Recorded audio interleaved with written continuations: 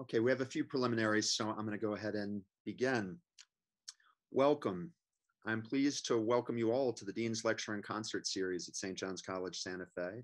For those who don't know, I'm Walter Sterling, the Dean of the College. I'm especially pleased to welcome our January freshman class and our new graduate students, and our alumni, friends, and Annapolis community members who are able to join us tonight. We have finished our first week of the spring semester, and I hope that all of your classes have gotten off to a good start. Looking ahead, next Wednesday, we will have a lecture in this format at 3:30 Mountain Time on Thucydides by visiting tutor and graduate of the college, Carl Walling. And next Friday at 7 o'clock in the Great Hall in the Peterson Student Center, we look forward to a concert on the piano and harpsichord by musician in residence Peter Pesic, who will perform works by Frescobaldi, Bach, and Ligeti under the title Music as Science and Expression. This evening, we are welcoming new students and welcoming you all back with a panel discussion, one which you can all join in the question period, on the statement of the program.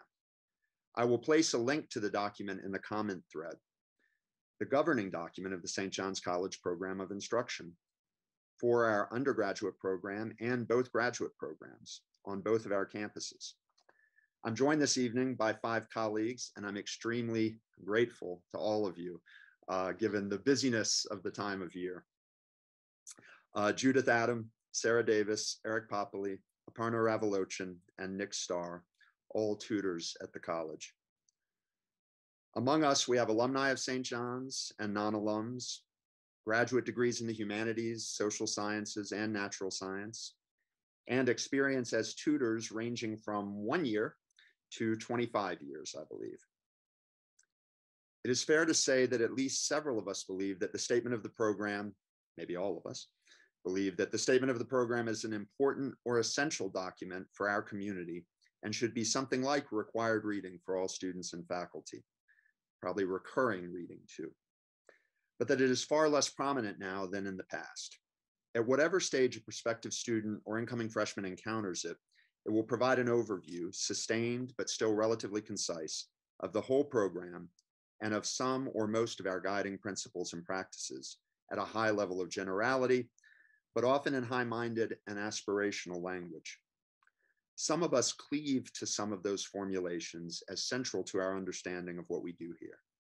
In that spirit, we believed that a conversation on the statement, which was recently reprinted and is now available to everyone on our campuses once again in print form, would be a fine way to start the semester, start the year, welcome new members to our community, and reflect together on our community of learning.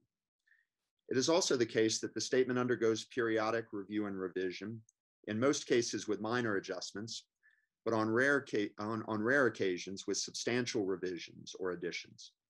A review of the statement over the last 84 years is a kind of time-lapse imagery of the gentle or sometimes abrupt evolution of the program, the college, the style of language with which we describe it, and so on. That by way of framing. Now, each of us are going to make a few remarks, after which we will have some discussion among the panelists. At around an hour, we will shift from this webinar to the Zoom meeting. The link was shared, but I'll share it again in the chat thread at the end of this meeting, for a question period and conversation to which you are all invited to join us and participate. We panelists were invited to offer brief remarks on any aspect of the program or the college sparked by a fresh reading of the statement. My projection is that our 6 presentations will take 30 to 40 minutes, and then we'll have 15, 20 minutes of conversation among the panelists afterwards. I am going to try to place the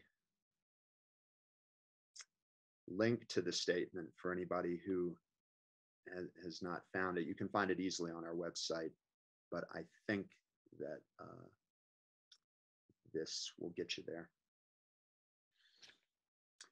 Okay, we will proceed in this order. I'll keep going for a bit, and then Mr. Starr, Ms. Davis, Ms. Ravalochan, Mr. Popoli, and Miss Adam will round things out.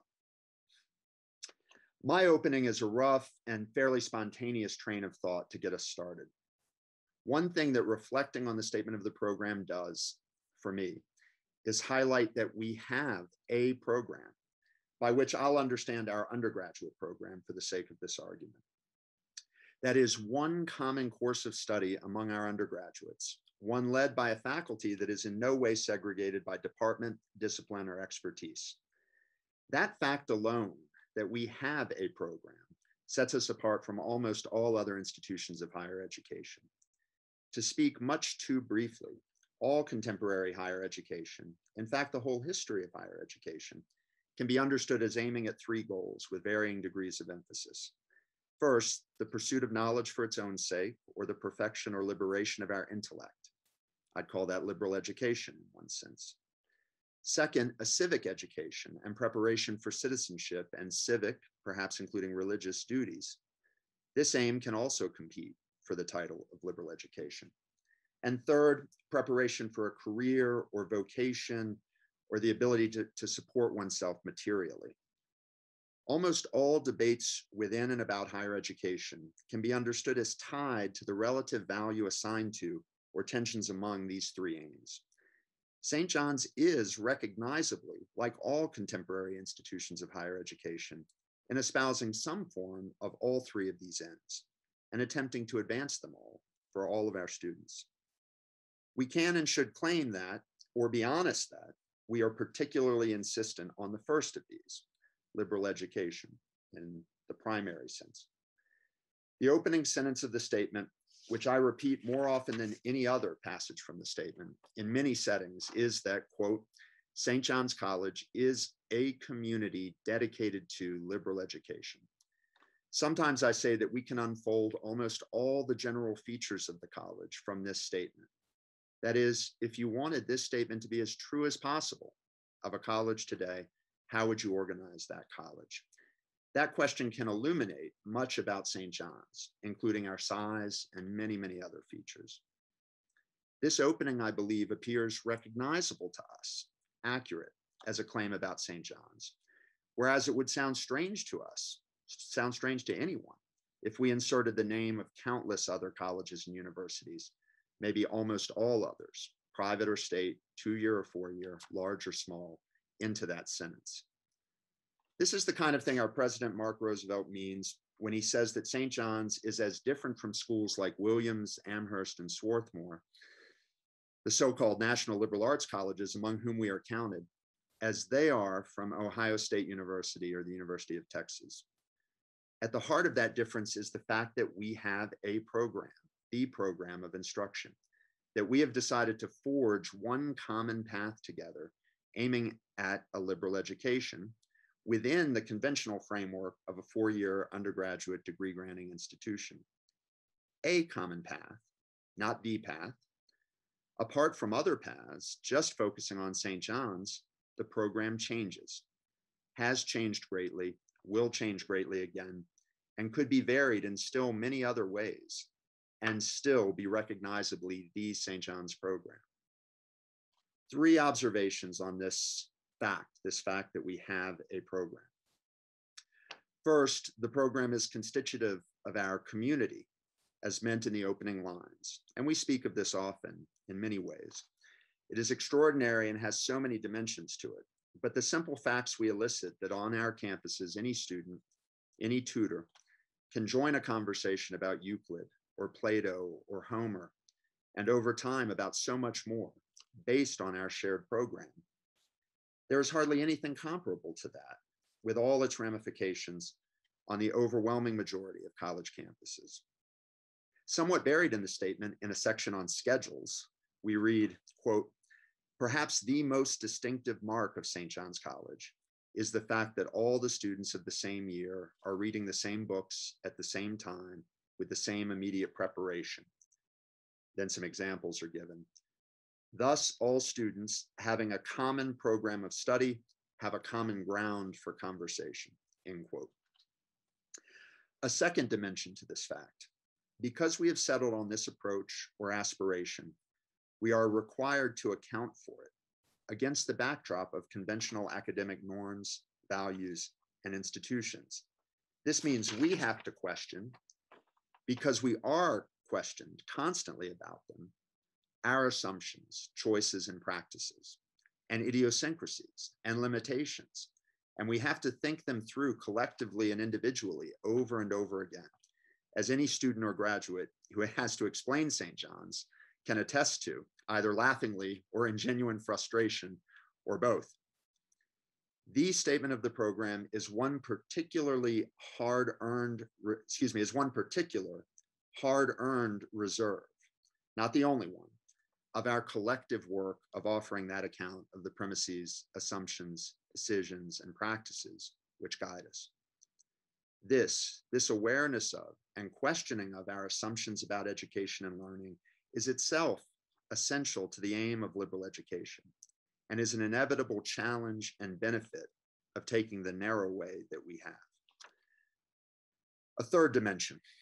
The fact that we have a program means that we truly have to wrestle with hard choices, sacrifices, and costs to what we do pursue and what we don't pursue in our finite time here. It highlights the tentative, provisional, and preliminary character of what can be accomplished. Every student at every college and every professor will, in the end, have limits just as great, usually greater, I believe, but in a sense that risks being much less visible to them, because there is an appearance of a wider array of options or an appearance of greater comprehensiveness to the institution. There can be an appearance or mirage masking a different set of choices, sacrifices, and limitations. In a sense, those institutions do contain more, but only in the aggregate, or on the surface, or from a distance. And the ability to flow in so many directions is more likely to create a mirage of completeness or satisfaction. This is not a criticism exactly. Those institutions make things possible, including liberal education. It is a different kind of risk or cost to the conventional path. While the statement of the program goes out of its way to argue that some aspects of our program are simply essential to liberal education today or always, it also highlights the reasonable variability or relative arbitrariness of certain choices and the openness to change. I highlight this because I think it should serve to invert, and maybe I'm pushing it, to invert a common misapprehension. The program, the list of books, can appear to be something like a self-satisfied monolith, but the real experience of the program, both moving through it and stewarding it, is one that highlights the limits of any four-year education and the hard choices, the inevitable choices that must be made to make a beginning, and even much more than a beginning. And this in turn compels us to make every part of the program as meaningful as possible. That concludes my opening. Mr. Starr. Okay, thank you. So in preparation for this evening, I did a brief survey of the students in my classes this week. And I learned that of 47 students, about 5, it's a little uncertain because there were some absences, but about 5 have read the statement of the program, and about 7 or 8 others seem to have heard of it in one way or another. If this is more or less reflective of the student body as a whole, few students today read or are even aware of the statement of the program. This is regrettable. It's regrettable because the statement contains the clearest articulation of what St. John's means by liberal education. It articulates the ultimate aims of the program and outlines the skills that must be acquired to pursue those aims. Accordingly, the statement was for many years among our primary recruiting materials. And this makes sense. The statement serves to introduce prospective students to the college and offers a basic orientation to the course of study at St. John's. Needless to say, of course, every student and tutor at St. John's will understand the college somewhat differently. And the statement and its characteristically general or vague formulations permits and perhaps encourages this. Nevertheless, I think the statement remains an invaluable introduction to the college. but it does more than merely introduce, insofar as it sketches a vision and a rationale which organizes the academic life of the college. It points to the living heart of our collective endeavor. In this sense, it remains worthwhile for all of us to return periodically to the document as a means of self-reflection. This is obviously true, I think, for students who have already spent some time at the college. For at a certain point, it becomes clear, I think even if one has never heard of the statement at all, that beneath the surface of our daily work, there is a unified educational plan, a program, as Mr. Sterling said, that more or less governs our curriculum and that tends to highlight certain themes. It's not surprising then that at some point during their time here, most students wonder why they are doing what they're doing. What is this course of study? Why 4 years of math? Why these mathematical texts? Why these scientific disciplines? Why music? And so on and so forth. In other words, they wonder, and rightly, what vision guides the program, both in its general aims and in its particular choices. In my view, it's good for St. John students to think about these questions, but it may be less productive than it could otherwise be if the resources that we have available to think critically and deeply about those questions are either not provided or are unknown to students. And I have in mind, of course, the statement of the program. It would be, I think, particularly unfortunate since without those resources, what I take to be one of the college's central aims might be short-circuited, which is to awaken in us the desire for a genuine education and to make us wonder productively about what such an education might be, and then to start us on the path toward it. In wondering about the program and its organization and guiding concerns, we ought to be wondering broadly about what a genuine education consists in, and how St. John's understands that and seeks to provide it. The statement, maybe to repeat, can help in this. It seems to me that reflecting on the aims and organizing principles of the college is itself a useful way for our students to deepen their experience of the program and hence to deepen their education. To take just one example, in the statement's comments, the sections on the math and laboratory sequence, one might detect echoes, however faint, of various philosophical works, but I have in mind now Husserl's Crisis of the European Sciences, a work often read in the senior seminar, but not currently on the list. I don't mean to suggest that Husserl's book is a kind of skeleton key that will unlock the secrets of the math and lab program. It isn't. And of course, I think that the comments that might remind one of Husserl's Crisis could also remind one of many other texts that we read on the program. But I wanted to mention Husserl because I wanted to suggest that the statement encourages a philosophic encounter with the development of mathematics and modern science, and that such an encounter may be part and parcel of a philosophic encounter with the moral, political, and intellectual crises of the 20th century. I also mean to point to one way in which the math and the lab sequence are inseparably linked to the seminar. The statement understands, or so it seems to me, the two classes as parts of a single study. In this way, and in others too, by highlighting certain themes and questions, the statement may well direct students and tutors alike back to our classes with renewed and invigorated interest. Now I want to say just a few words about some of what I think of anyway as the most distinctive claims made by the statement, in the hope of shedding some light both on what the college aspires to and what might at times be frustrating about studying at the college. The second sentence of the statement reads, liberally educated persons, the college believes, acquire a lifelong commitment to the pursuit of fundamental knowledge and the search for unifying ideas. A few things jump out here to me. By speaking of a lifelong commitment, The statement suggests that the education undertaken at the college is merely a beginning. That alone is an indication that the questions and themes the program takes up are sufficiently rich to be a source of pleasure and instruction for a lifetime, no matter what one's walk of life ends up being. And this may be so in part because even to realize what's at stake in a question may itself require sustained reflection.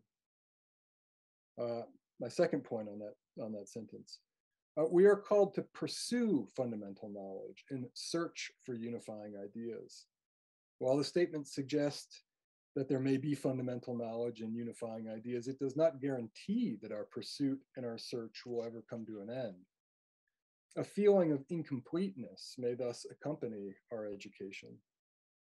But lest that seems simply a disappointment, the sense of incompleteness is itself a spur to further and deeper inquiry. Third point, what is meant by the phrases fundamental knowledge and unifying ideas? The statement offers no explicit answer. Perhaps what I've already said about the math and lab sequence and their connection to the seminar is an example of what the statement might have in mind. Other examples too, I think, might occur to each of us readily. But the promise is clear enough. The program aims at acquiring an understanding of the world and of ourselves that is somehow fundamental and unified. That is, it aims at an understanding that is coherent, consistent, and grounded. The second element of the statement that I want to call attention to is its repeated emphasis on reason. About the conduct of our classes, we read that a number of students of varied backgrounds, faced with a text that may present unfamiliar thoughts, attempt to discuss it reasonably. Again, except for the requirements of common courtesy, there are only two rules. First, all opinions must be heard and explored, however sharply they may clash. Second, every opinion must be supported by argument. An unsupported opinion does not count. And lastly, reason is the only recognized authority. The statement contemplates as a feature of our classes sharp but courteous disagreement adjudicated by reason alone and undertaken in the common hope of getting to the bottom of things. No appeal to authority, whether it be scientific, political, religious, or experiential, is legitimate. Now, to say that reason is the only authority does not mean that we're supposed to check our opinions and our experiences at the door. I think it's quite the opposite of that.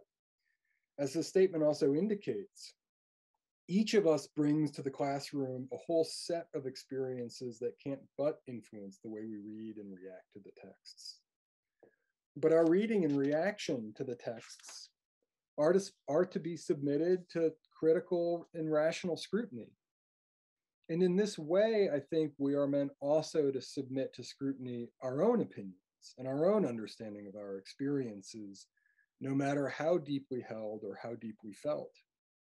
Our method of doing so is by doing our best to understand the authors, and thus by letting them illuminate our experiences and challenge our opinions. In other words, in discussing the texts, we do our best always to remain open to the possibility that the authors of the books understand us and our experiences better than we do, and that they seek to make us attentive to aspects of ourselves and dimensions of our experiences that we may not have noticed or reckoned with adequately, and that they do so that we might come to understand ourselves and our experiences more fully and more adequately. This, I think, is the work of reason as the statement understands itself, as the statement understands it. And thus the statement suggests that it is precisely by means of these reasoned efforts that we are likely to discover more deeply our shared humanity. One last thought, and this is going to echo a few things that Mr. Sterling said. It bears noting that while the statement does refer to the civic and vocational utility of liberal education, it doesn't emphasize those ends. The bulk of the statement, or so it seems to me, seeks to remind us that liberal education ought to serve higher concerns, concerns that may well and often do have timely resonances, but are also timeless. By seeking to address what the statement calls the persisting questions of human existence, the program and the statement reminds us of those concerns of ours that transcend time and place and that speak to our deepest needs as human beings. Um, Perhaps this was sort of a long-winded way to say that I regard it as very welcome news that the statement is being published anew, and that I'm glad that it'll be readily available to students and tutors and others as well. Thank you so much, Mr. Starr. Ms. Davis. Thank you. So I'm glad we're doing this. The statement of the program takes on the important task of articulating what we're all doing here together, why we find this an important pursuit, what we have decided to dedicate our lives to. So I think that it's good to think it through together once in a while. It also made me excited reading through it to see how the parts all fit together. I want to spend my time thinking a little bit about the kind of habit the program hopes to establish in its participants, students and tutors alike. On the one hand, when I was rereading the introduction to the statement of the program, it struck me that it sounds at first blush like we want to train ourselves in practices of the liberal arts, discussion, translating, writing, experimentation, practices that will help us consider our lives and our worlds freely and critically, help us listen to our reason rather than prejudice in making our choices. This articulation, which I appreciate and strive for in my own work here and in my life, focuses on the way this education and the liberal arts in general give us tools that can affect our actions, our behavior, the choices we make. I guess something I thought we might talk a bit about tonight that the introduction doesn't quite say, but I believe to be vital to the project of the college, and it's embedded in the statement itself, has to do not with the results, the ability to make choices based in reason that certain habits of mind promote in us, but rather, and perhaps more vaguely, a way of life that these habits incline us towards, which is defined much more by questioning than it is by answers or proper choices. I think of the way students' eyes light up when a turn in an argument opens something new, curious, and important to them, and the need to speak, the need to express and track down that arises in such moments, or the kind of wrestling with difficult questions about meaning or being or existence that furrow someone's brow in serious worry, but worry that indicates that they are concerned with the truth of their lives, the truth of the world, indicate that they are somehow in those moments pulled closer to the mystery, the profound wonder, the enigma of what this all is, what we all are. To me, the freedom made possible in liberal education is in an important way experiential, something that happens to us, not something that we make use of exactly. Thinking with the authors on the program, working to understand their questions and conversation with one another, these habits make it impossible for us to stop furrowing our brows, impossible to simply shed the worry and the wonder or awe in the face of true enigma. And in fact, I don't think that rigorous rational deliberation can be separated from the wonder and the awe. Some of my greatest moments of learning here have come from some of the program's most explicitly logical thinkers facing that which they cannot say. Kant's antinomies of reason, Hegel's determinate negation. The clarity that our reason makes possible enhances the encounters we have with those very real aspects of life that resist such clarity. I think our most honest work happens when we appreciate the way in which these great books weave together rational deliberation and awe, comprehension and doubt, knowledge and ignorance, and we emulate them not by putting methods or answers or proper choices in our pockets for further use, but by being brave enough to embark on their journeys with them, journeys that make our lives more, not less complicated, but also more beautiful, more vibrant. This way of life likely does make it harder to adopt prejudice because the world can never be simply parsed up the way all prejudice requires. It may make us more responsible because we are unlikely to simply accept things without question. But more than just encouraging us to resist problematic prejudicial categories, this education can, it seems to me, open a way of being in the world filled with wonder, possibility, and joy, all of which live in the space of human freedom and characterize human wisdom. There are, of course, moments when I doubt this flowery description of what is possible in what we do at the college. And of course, not every seminar, tutorial, or conversation move us this way, but some do.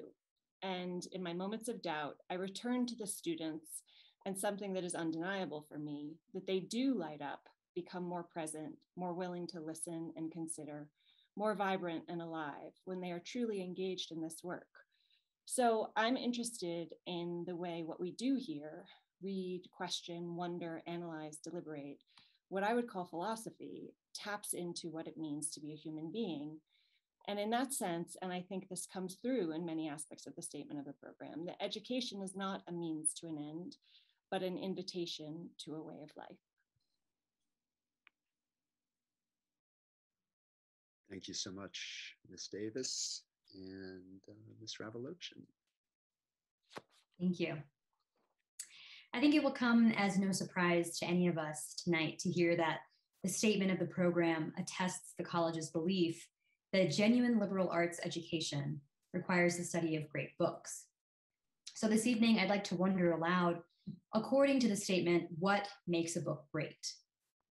The statement describes great books as those which, quote, illuminate the persisting questions of human existence and express most originally and often most perfectly the ideas by which contemporary life is knowingly or unknowingly governed.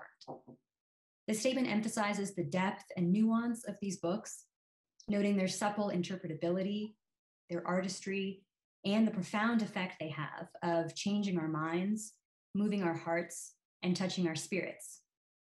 Owing to all of the qualities just listed, the books are, quote, properly called great. There are echoes of a similar definition in the original 1937 statement of the program, which first announced the college's decision to offer what it called a 4-year all-required curriculum based on the study of some 100 great books from the Greeks to the present.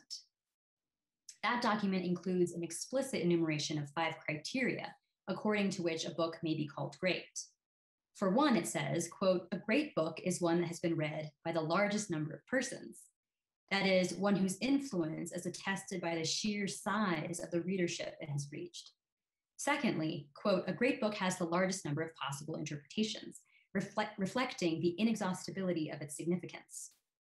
A great book must also be a work of fine art and a masterpiece of the liberal arts. Also, and here the language of our current statement diverges quietly but notably, a great book should raise the persistent, unanswerable questions about the great themes in European thought. Now, this last point reveals that an inquiry into what we mean by a great book must consider not only the qualitative criteria we use to select such books, but also the domain of works from which they are selected. On this question, the current statement might be said to be a little bit coy. Revisions of the statement over the decades have seen phrases like European thought and the Western world replaced for a time by our civilization, and the current statement situates the program simply in our common heritage. Under the heading, the St. John's List of Great Books, the statement explains somewhat hermetically that our list had its beginnings at Columbia College, the University of Chicago, and the University of Virginia, which just sets me wondering about the beginnings that came before these beginnings. But I think it might surprise some of us to learn that the founders of the new program were not doctrinaire on the point that the great books are or must be Western ones. They conceived of the liberal arts tradition not as a monolithic structure, but as that which most appropriately gives context for our contemporary way of life. Their statement reads, all men, including college freshmen, have traditions and live by them. Local traditions, family traditions, political traditions like monarchy, or democracy.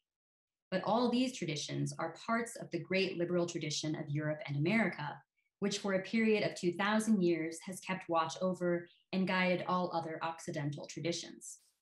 So it here looks to me like the practice of locating our common heritage begins with considering ourselves as we are, we that is who constitute this community of liberal education, and then tracing backward.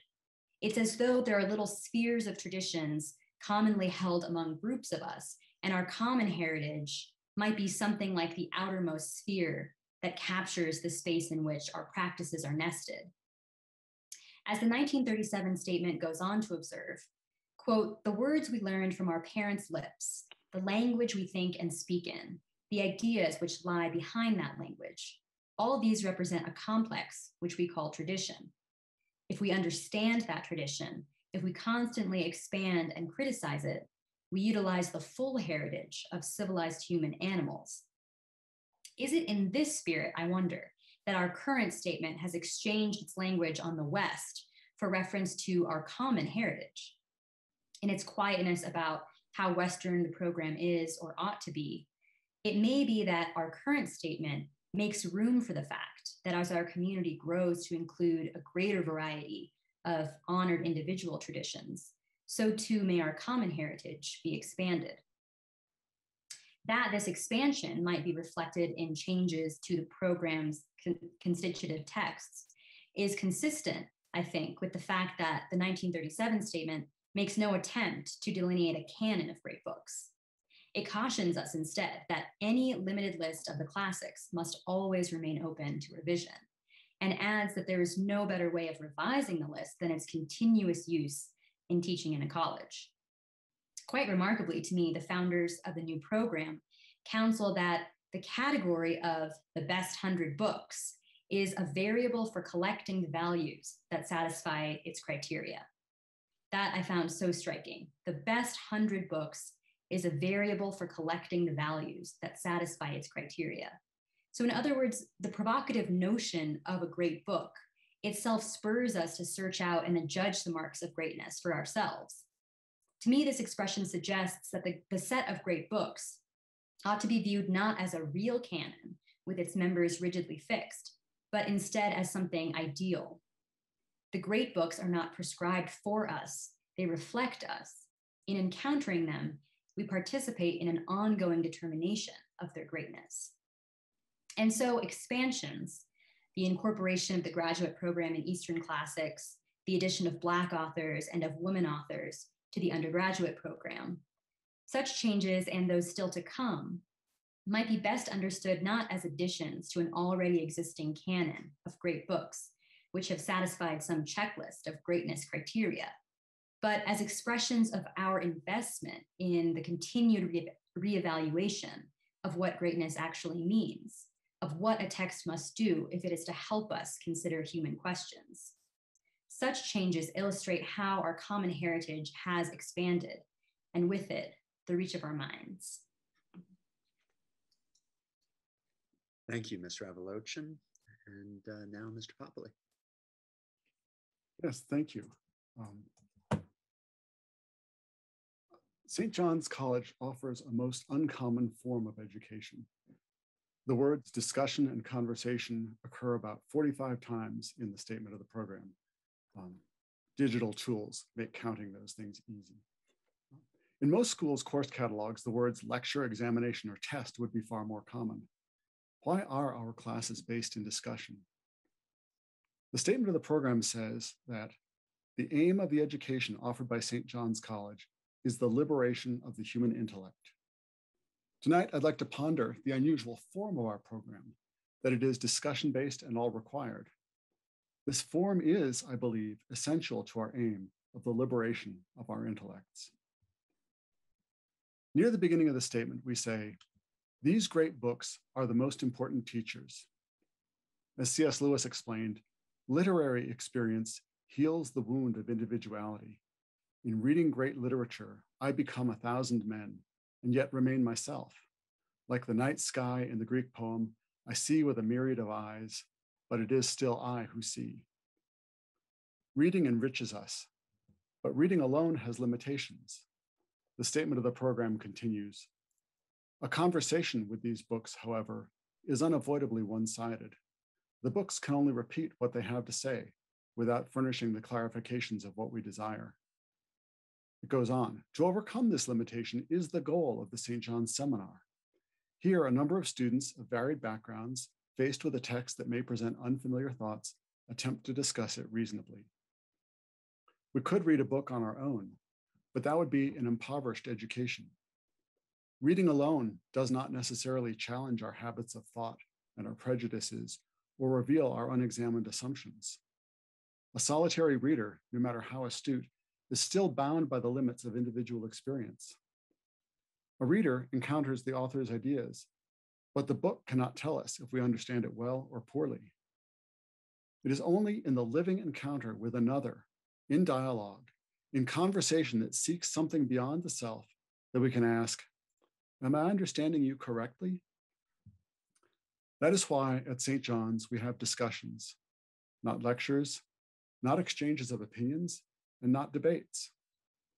Our mutual aim is to go beyond the bounds of what each of us can think alone. Simply listening or simply arguing are not enough. Our aim is to understand the ideas of another, and that requires honesty, goodwill, and at its highest, an aspiration to what Aristotle called a friendship of virtue. An earlier version of the statement was explicit about the grounding of our classroom activity on the ideals of friendship. It said, a tutorial class is meant to provide the conditions for collaborative study and for the manifold teaching and learning relations that hold in a company of good friends. In short, the aims of the program depend on this radical idea that we become better thinkers through genuine and respectful conversation about what we discover in these texts. As another version of the statement of the program put it, a good conversation, whether practical or theoretical in intention, is one of the highest performances in the liberal arts. We practice this performance in the formal settings of the seminar, tutorials, and laboratories, but good conversations and bad ones happen both in and outside of class. The questions we find in these books are meaningful, not because they must be memorized for an examination or because they're essential for some professional outcome we aim towards. Each of them, in their own unique way, touches on the nature of our humanity and our place in the world. It's natural then to continue to ponder these questions after we leave the classroom. The statement of the program, the account of our formal education, does what maybe no other catalog does. It talks about what students do in their free time. It says, after seminar, students from different groups compare what was said in their discussions. St. John's commitment to mutual inquiry is most apparent in the all-required course of study. To recite again part of the statement that Dean Sterling read, perhaps the most distinctive mark of St. John's College is the fact that all the students of the same year are reading the same books at the same time with the same immediate preparation. Thus, all students having a common program of study have a common ground for conversation. Our community then is not one of merely shared residence, but of shared experiences and questions, not cordoned off behind classroom doors. To conclude, for me, the meaning of St. John's College is not just as a program, but just as essentially as a place. It is a place where people who are interested in these questions come together to seek higher understanding, that is, understanding beyond what we could accomplish alone. It is the program which provides the framework of reading lists and formal classes that make this shared project possible. In one of Plato's dialogues, Meno famously asked, and I paraphrase, how can we seek what we do not know? We might answer, with the help and the companionship of our friends. Thank you. Thank you, Mr. Popoli. And now Ms. Adam, you'll conclude for us.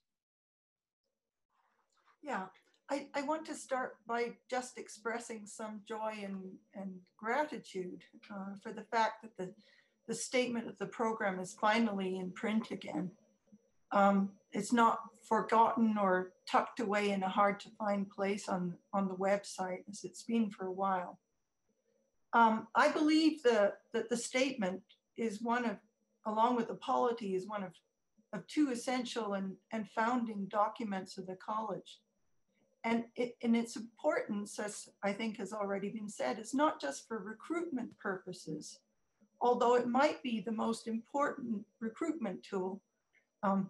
Some might argue with that, but I think it might be the most important recruitment tool. It's a reminder of what we do and why we do it. One could wonder just how essential the statement is. For one thing, I don't think there's been any great harm to the program during the document's dormancy. I think we're alive and well. And I think one reason this is the case is that the truth is that the college is a living thing, and its ways, importantly, its classes and its books, are cared for, carried forward, and passed on by the faculty and the students every day. And in some ways, what keeps the program alive is the doing of the program. So one might wonder, what's the importance of a piece of paper? But as has been said, for this college, it's important because we have a program, and I won't go into all the reasons. I think they've already been said well, why this program needs a statement. But I would just add one. It's notable that to make major changes in the instructional character of this college requires a pretty formal procedure in the polity of the college. And it has dawned on me that maybe without the existence of a statement, what it would mean to amend the program wouldn't be so clear, given that the program is a living thing in our experience. So I think it's important that we have a statement that's saying something central and firm, and that can only be moved by genuine deliberation. At the same time, I think has been pointed out, the statement has undergone reform, change, tweaking over the years. I didn't realize we'd been around for 84 years, but it's undergone tweaking. And I think that's an interesting thing, to look at those tweaks and to see to what extent they are just tweaks and changes in style of the times, or to what extent they would mean real change, and to what extent we've been aware that we're making real changes by tweaking the statement. Anyone who's been involved in any tweaks in the statement of the program knows what a difficult task it is, and you worry over sentences. It's exhausting. And I just want to recommend a little exercise to everybody, that we could each undertake our mini statement of the program. Just try for yourself to write a paragraph about what you think the essence of St. John's is. And I think you'll get a taste of how difficult it is to come up with a statement of the program. So I recommend that. I'd like to just make two observations, and they're really just coming out of trying to read the statement anew for the first time, and maybe focusing on the text. And I really appreciate more the comments of my colleagues that are somehow more grounded in the life of the college. So maybe I'm being too literal. But first, I want to talk about a distinction I see, or if there is one, between liberal education and liberal arts as they're discussed in the text. Sometimes at first, the first sentence tells us that we're a community dedicated to liberal education, but the college also presents itself as engaging in the liberal arts. And perhaps these designations get used interchangeably by us and in the document, with the former being more educationally capacious than the latter, and the latter meaning liberal arts, referring more to the content and structure of what we do, as opposed to the greater aims and aspirations. But what are the liberal arts? I would say as a new tutor, I hadn't really thought about that. And so the statement was the first place I actually saw any reflection on this question. You just take for granted that there are liberal arts departments that have certain subjects. The statement says, quote, St. John seeks to restore the true meaning of liberal education. The primary function of the liberal arts has always been to bring about an awareness of the forms that are embodied in the combination of words and in numbers so that they become means of understanding. I must admit, just looking at the document, I must admit that even now I find that sentence daunting and somewhat impenetrable on the face of it. It feels somewhat empty of content as a statement of what the liberal arts are, as though in trying to express what the liberal arts all do together, we lose something of the simpler sense of their individual substance.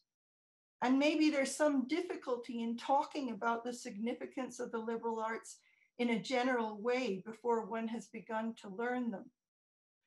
As the paragraph continues, though, we find ourselves on more reassuring grounds as each art is named. So the statement says, traditionally, the liberal arts were 7 in number: grammar, rhetoric, logic, the arts of language, and arithmetic, geometry, music, and astronomy, the arts of mathematics. And indeed, these liberal arts become clearer and more fleshed out in the statement by means of detailed descriptions of the mathematics and language tutorials and of the labs, I think. But I think there remains something persistently challenging about how we are to see the respective liberal arts as individually distinct, while still understanding them as working together towards some educational whole, or at least toward a central goal. And I think that's one thing that the statement is struggling to do, to somehow sum up, make a whole of what we are doing here, or express that. So I think there's a question here: how important is our understanding of this whole for our learning? It might be very important, and I would just point to one of the books that we read, Ptolemy, for example, by way of introducing his study of one of these liberal arts, astronomy, sees fit to contextualize that art within the whole realm of philosophic inquiry.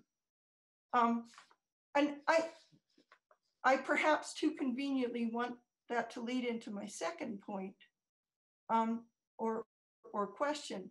What indications does the statement give of the place of philosophy at the college? Since some might argue that philosophy is the unifying pursuit of our education and what makes it a whole. I think philosophy is one candidate, one answer to what makes St. John's a whole. In addressing the question of the purpose of liberal education, the statement refers, among other things, to, quote, and these have been said already, persisting questions of human existence, unquote, that the books help us to raise, and to the, quote, pursuit of fundamental knowledge and the search for unifying ideas, unquote. These expressions suggest to me something of the grander purpose of the college and its program, one that might perhaps go beyond our immediate educational goals as they're articulated, and reaches for an understanding of the things themselves. That might be characterized as expressing the philosophical purpose of the college. But I just want to point out, at least I found this very striking as I read the statement. It's really striking that the statement doesn't directly emphasize the philosophical character of the college. It does mention philosophical texts, and we read many of them. And in many ways, the path that philosophy has taken since the Greeks forms the roadmap of the reading list and of the program. But the statement doesn't go out of its way to characterize our education as a whole as philosophic. Now, one could speculate about the reasons for this. Perhaps it would scare people off from the college to declare itself a school of philosophy. It sounds a bit pretentious even. And perhaps philosophy isn't something you can sign up for, but something you have to discover for yourself. And perhaps I just, to give an alternate reading, and I think it's certainly a view of the college, some of the college would argue that philosophy, though a primary component of the program, is not its overarching purpose or what makes it a whole. That view is certainly there. I don't think everyone would agree with the suggestion I'm making. Whatever the case, the statement doesn't boldly declare philosophy or philosophic education as its goal. I think the statement settles for softer formulations, such as in the introduction on page 3. It says, quote, "These arts, the liberal arts, enable all human beings to know the world around them and to know themselves in this world and to use that knowledge with wisdom." That's it. So I thought I might ask one or two questions, if not of all our panelists, at least give our panelists a chance to address them, and then we'll open things up. And I might mute folks if I'm hearing background stuff. Don't take it personally, but if you can mute yourselves. Once we open things up, we're a big group in here, so I think we should suggest that you either indicate in the chat that you have a question or comment, and we can call on you, or you can raise your hand. We'll do the best we can. This is not a well-formed question, but it was provoked by thinking about some things across the presentations and just my own wrestling with the statement. But I do think it picks up from aspects of what you were ending with, Ms. Adams. So maybe I'll sort of pose it towards you and everyone. But I'm thinking about whether we experience, and this, you could hear it in a number of ways, but whether we experience a tension in the account of the program or the statement of the program between a sort of quest for unity and a kind of openness to competing or contesting positions. I'm thinking about that sentence that came up in several of your remarks, that in the current statement of the program, I'll just read it again. Liberally educated persons, the college believes, acquire a lifelong commitment to the pursuit of fundamental knowledge and to the search for unifying ideas. It's interesting, I'm going to digress a little bit here, but just in terms of the history of the statement, if you go back a ways, that sentence read this way: liberal education should seek to develop free and rational men and women committed to the pursuit of knowledge in its fundamental unity, intelligently appreciative of their common heritage, common cultural heritage, and conscious of their social and moral obligations. So it's subtle, but I think that along the way, the statement stepped back a little bit from a seeming premise of or commitment to the idea of a fundamental unity to knowledge, but is still asserting the pursuit of fundamental knowledge and the search for unifying ideas. So again, maybe somewhat like you, Ms. Adams, this is subtle reading, but obviously it was a conscious decision by an instruction committee along the way to perhaps to put a question mark over something that looked more asserted there. But I see it in other aspects of thinking about the books and what they have in common, and how common ends might come out of the study of them. On the other hand, they are in conversation and often disagreement with one another. The emphasis on questioning and on the college and the faculty not having authoritative answers to the questions. On the other hand, statements that suggest that it is knowledge and it is answers that we're after. So I don't think it's a surprising question or theme to wrestle with, but I would just invite any of the panelists, maybe starting with you, Ms. Adam, to offer any comments you have about whether you see that as a kind of tension running through the account or a kind of strength of the account. Is there a sort of tension there? Yeah, well, I think there is a tension just in the attempt to articulate what we're doing. And I was sort of focused on progress. I was sort of focused on what we're saying about our statement.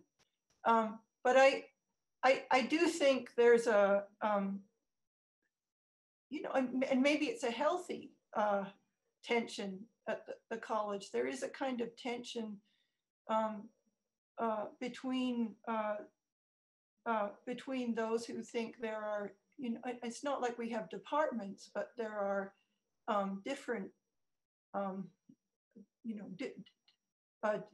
for example, one place I think in the seminar, there's an articulation of that old thing about how you read poetry and literature differently than you read philosophy, and that we ought to mind our P's and Q's on each side of that so that we do it right. And I think there's something to that. One has to be aware that Homer is not Plato. One has to be aware of that. And yet I also feel that that the college is allowing me to think about those things together, and that I ought to be aiming at some kind of coherence in my own thought about it. And I think the college allows for that. And if I just said, well, we were reading literature today, so we're not going to approach it philosophically, I think I wouldn't achieve what the college is making possible for me. Does that make sense? I think that's just one case of it. That's certainly one of the examples I was thinking about as well, philosophy and poetry. Would any of the other panelists like to speak to the theme? Ms. Davis, I see your. Yeah, sure. I was just thinking as Judith was talking that in some way I do see the tension that we're discussing, but in some way it seems appropriate to me, given the books that we read, that in some way I think the books have to struggle with this issue or are necessarily find themselves sort of in the midst of a similar tension where we're reading something where someone is giving us a theory or an account of something that we're following. And in that sense, we're trying to stick with their thinking and sort of get to the whole that they're reaching for. But at the same time, my experience reading these books has been, in many cases, those same authors may call attention to the way in which a totally holistic account, even in their own terms, is not going to do justice to the question that they're after. So some of the most perplexing and wonderful parts in these texts are when there is a paradoxical moment where it looks like we had been building something, but then something is said that doesn't seem to fit. And we might try to force it into the whole that we've been building. But I think that what I've learned at St. John's is we need to take those tensions within a single author's account seriously as potentially the places where we will come to the best understanding of what they're up to. So that's just to say, I think that these books have to deal with this problem. So the idea that it would come across in our program is not a huge surprise to me.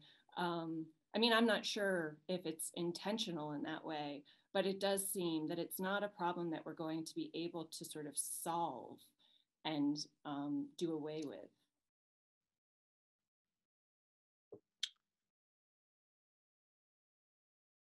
Any of the other panelists? I don't have you all on the screen at once, so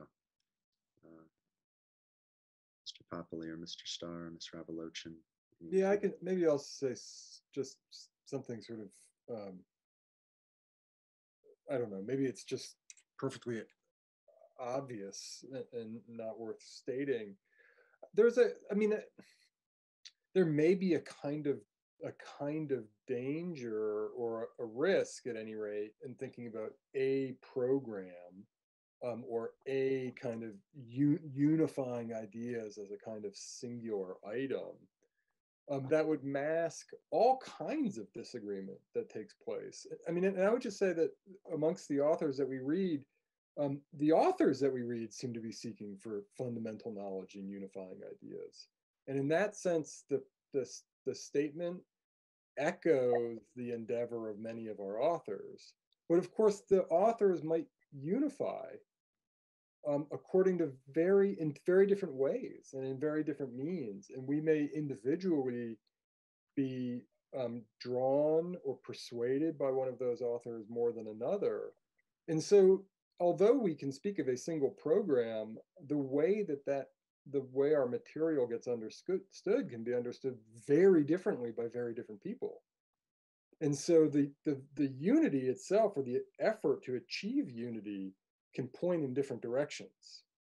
And that just seems kind of obvious to me. And to that extent, I think it would be a mistake to think that the program is supposed to be understood in a particular single way, and that the founders had that in mind. Even if the effort is for each of us to try as best we can to put things together in a way that makes sense in a kind of whole. But that will vary, I think. It seems to me that that one of the directions in which we might see those unifying ideas headed is the fact of sort of where the work of these authors seems to falter, or where these problems arise. There might be a kind of theme to be found in the points at which aporia presents itself. And that, to me, seems like it could be maybe a more productive unifying idea than some sort of positive, all-encompassing one. It sounds a little like the daimon, Socrates' daimon, the boundary of what isn't, as opposed to the concrete statement of what is. I think I'm encouraged, just to touch on that a little bit and what Mr. Starr said, that St. John's offers an education because of the amazing range of interests and directions that our graduates go. If there were a singular direction and a singular belief, I would think we would be more in the business of indoctrination. But I'm encouraged that what we offer is an education because of the diversity of where our graduates or our alumni go. But that's not to say that there's not a unity. I think implicit in what we do is an understanding that something of our shared humanity is to be sought, and it is a singular thing, or it is I don't know, it's something grand, but something to which we aspire, even if we know we're each just going to get facets of it, or if we might end up with just a better understanding of what it's not, and continue to seek for what it is for us. Thank you. I'm going to suggest now that we go ahead and take questions or comments from the group, again, with a little trepidation, because it's a very large group. So we'll just see how who gets there first with a comment or a raised hand. Glad to have so many folks joining us this evening. I certainly can't see everybody. Any question or comment? We do have a tradition in our question periods of hoping to hear from students first. Let's see, a couple. Okay, so I think I saw Mr. Budwine first, and then Mr. Aranabar, perhaps. We start there. Mr. Can you hear me? Mm-hmm. Okay. So I hope that my question is fresh, which I guess is not to say that it's entirely different or unique from what we're all trying to understand and get at, but hopefully offers a different perspective at looking at what we're trying to get at. And so in my experience here at St. John's, and with what we've done and why I choose to continue to come back, has left me with a feeling of, or a feeling and a question of why I feel this, of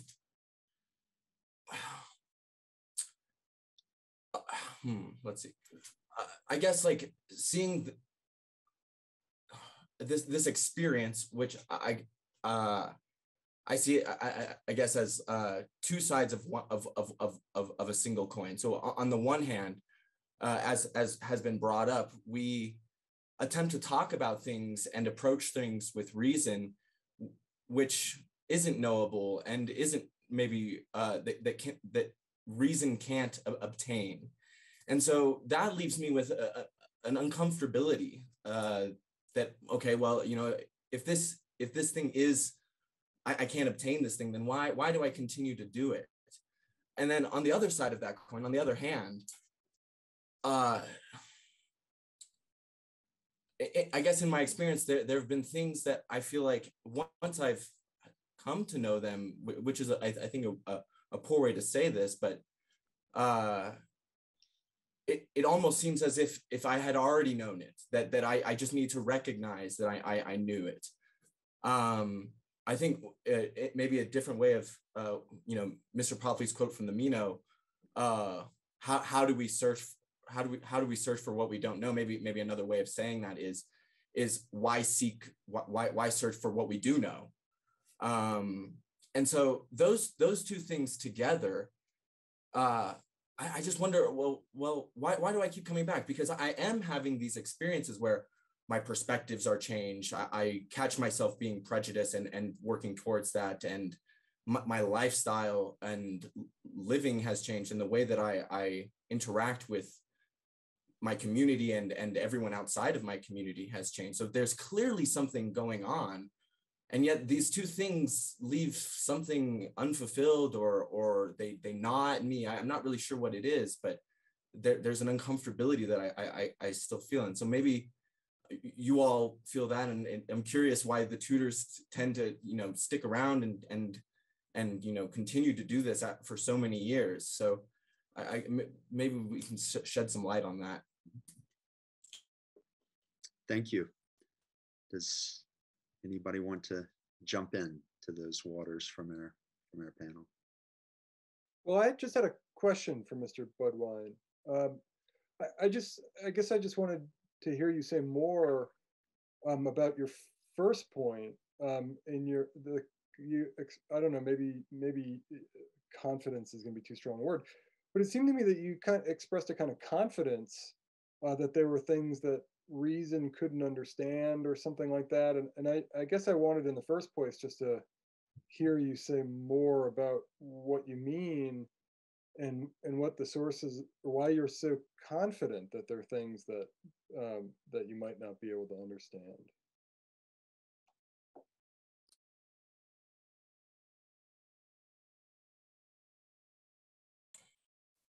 I wonder, I think, you know, it's directly related to my second point. And maybe that's why there's this air of confidence that is coming off, because, well, on the one hand, I don't know. I really, I don't think I can say that I know that there are things that reasons that there is a limit to reason. However, that being said, I don't know that because I haven't reasoned it. And so there's something about my feeling and the way that I've encountered these texts, and granted, I've only encountered them, you know, once each time. And so there's always more to be encountered with all of these authors. But there's something that I feel that even these authors are trying to express, and in some ways sometimes say that it's maybe inexpressible. And that has stuck out to me at my time at St. John's. So I don't know if that was a sufficient, you know, answer to your question, but I hope that gives you at least a perspective of where I'm coming from.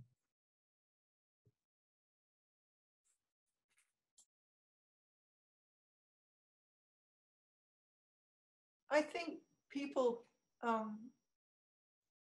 experience what you're experiencing in different ways. I mean, I think, even the students who come to the college are different. Some of them they're kind of like Socrates' description of himself when he was young in the Phaedo. It's like they're just burning to know. And so they're somehow already on fire.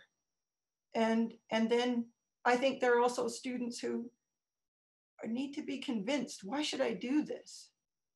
You know, why? And also like things, even the things like maybe some of the things that are graspable, like learning Greek and the elements in math, like the things in the liberal arts that we can actually train ourselves in, like even that is really hard work. And so you can do all of those. And that's was kind of what's behind my question about the liberal arts. You can do all of those, but you also are going to be interested in, well, what's all of that for? Because it can be very pleasant, but and for some students, it's just a joy to learn Greek and do all of that stuff. And for other students, it's hard work, but that doesn't mean they don't belong here. They just need a reason for why they do it. And so some of the things you're describing, I think I've seen students encounter. And also just, I think one thing you were describing too was, it seems like some things we study don't render themselves up to reason. But that's interesting too. Like, I mean, maybe for example, music. I mean, we really study music and talk about it and try to give an account of it. But I think that approach is helpful in a way because maybe it puts us in a position to see some of the things about music, some of them the very beautiful and ineffable things that we can't reduce to a rational account. And so I guess all I'm saying is like what you're describing, a lot of it seems familiar in various ways. And maybe after 4 years, you go on and do something else. But it sounds like you want more than that. So as a response, and all I could say is you keep going. You keep going. Imagine we're going to keep circling around, and I don't want to artificially ask all of our panelists to speak to everything. So I'm going to go ahead and ask if we just go ahead and take another question from Mr. Aranabar, and we just sort of see how things connect, and there can be chances to come back around. Alrighty, this is going to be a bit fuzzy, but I felt throughout not only the presentation, but also by reading the statement of the program, that there is a lot of resonances with the Phaedrus. Mr. Popoli quoted a part of this statement where he talked about how the works we read, they cannot defend themselves. And what we do in seminary is what Socrates does with Phaedrus to push him forwards. So with that in mind, my question is, because I do think that this happens between students. I think that sometimes we find ourselves as students as Phaedrus, as lovers of speeches, and at least from my reading of the Phaedrus doesn't get cured by the end. He goes back to Lysias, and the last little speech that Socrates tells him, the myth of thought, he's still like, oh, what a wonderful speech. So I was wondering, first of all, if this concern is real and it's not just in my head, and second of all, how does the college help us get out of that instead of putting us further into the love of speeches?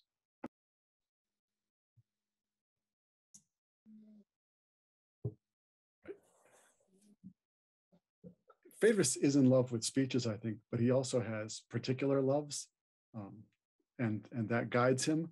I think, Mr. Ranabar, one way we're led from that is by being given a greater range of speeches than one could imagine. I think it might be hard to think of someone who's a lover in the deepest sense of Aquinas and of Jane Austen. That each of these speeches, I think, each of those loves, if you're capable of loving so broadly, I don't think there's anything wrong with that. I think that puts them already into dialogue within us. I think the concern would be if we get fixated on one particular trope or one particular lens through which then everything else gets filtered. But I think the variety of the program and its all required nature in some ways is a defense against that.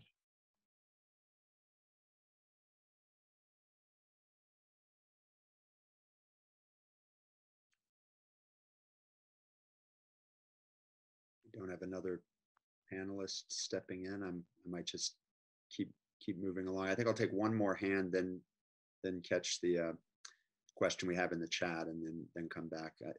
I think Mr. McCombs, maybe you were next. I'm not sure if I'm keeping the order right, but that's what I thought I noticed before. All right. So I guess my question was about the pursuit of fundamental knowledge and unifying ideas. So it seems to me that one way you could view a lot of seminar is the understanding of that particular author. So quite often in seminar, the entire discussion will be just about that author. And we think that these authors are incredibly difficult and we want to understand them. But how can we achieve a unifying knowledge and a knowledge of fundamental truths with class just being oriented towards the understanding of certain authors and not trying to compare them and evaluate them? So there is as much disagreement as possible between the authors on the program. How do we deal with that in our search for fundamental knowledge? How do we deal with that, and how does St. John's help to address that? Can I say something about that? I don't know if it will exactly address the question, but when you were speaking, Mr. McCombs, you reminded me of Mr. Popoway's talk.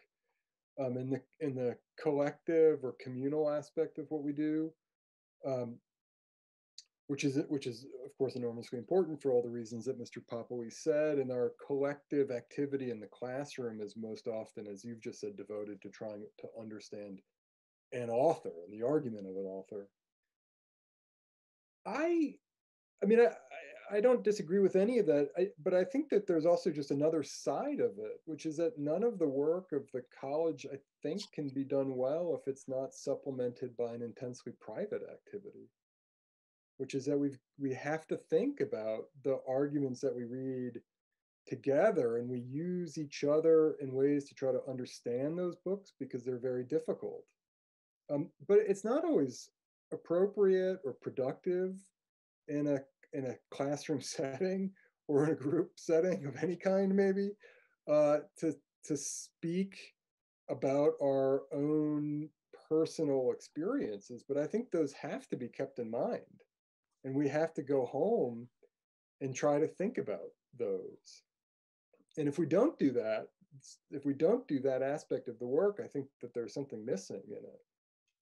I think that there is a kind of problem, and maybe this goes back to what Mr. AC was saying, where you can just become, you can go to seminar and talk well about seminar books and not do the other side of the work. And so one can try to figure out, I don't know, the argument of whatever book without finally demanding of oneself that one see what that means for oneself.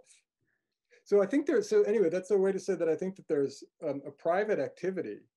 That's an interesting aspect of the college, because we're a community that prides itself on being a community that's together, but it's also a community that insists, and I think rightly, that we're intensely alone at certain times, and that things have to be really just our own, and they're not always shared so easily.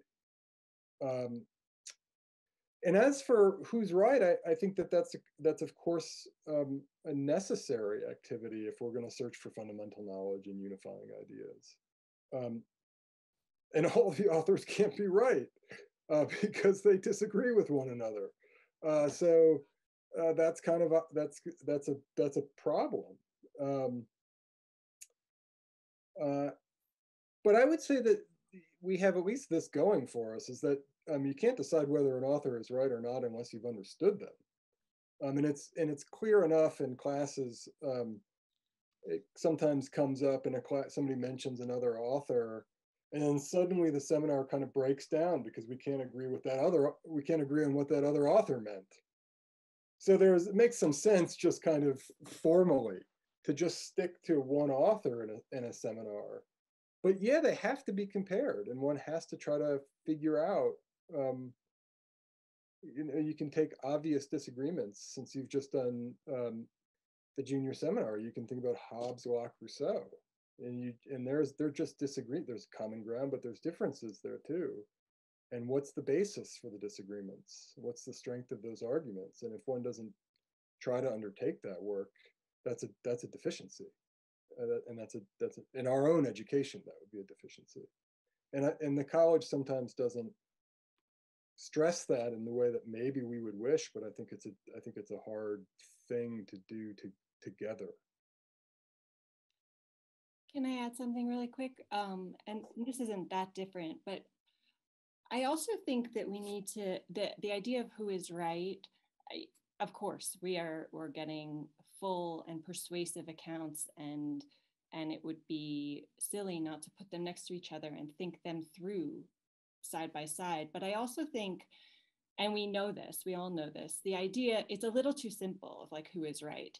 As I find that within each author, it's not so much prescriptive of this is the human problem and this is the answer. So often it's descriptive of sort of opening up that human problem and showing us how much more complicated it is than we thought at first.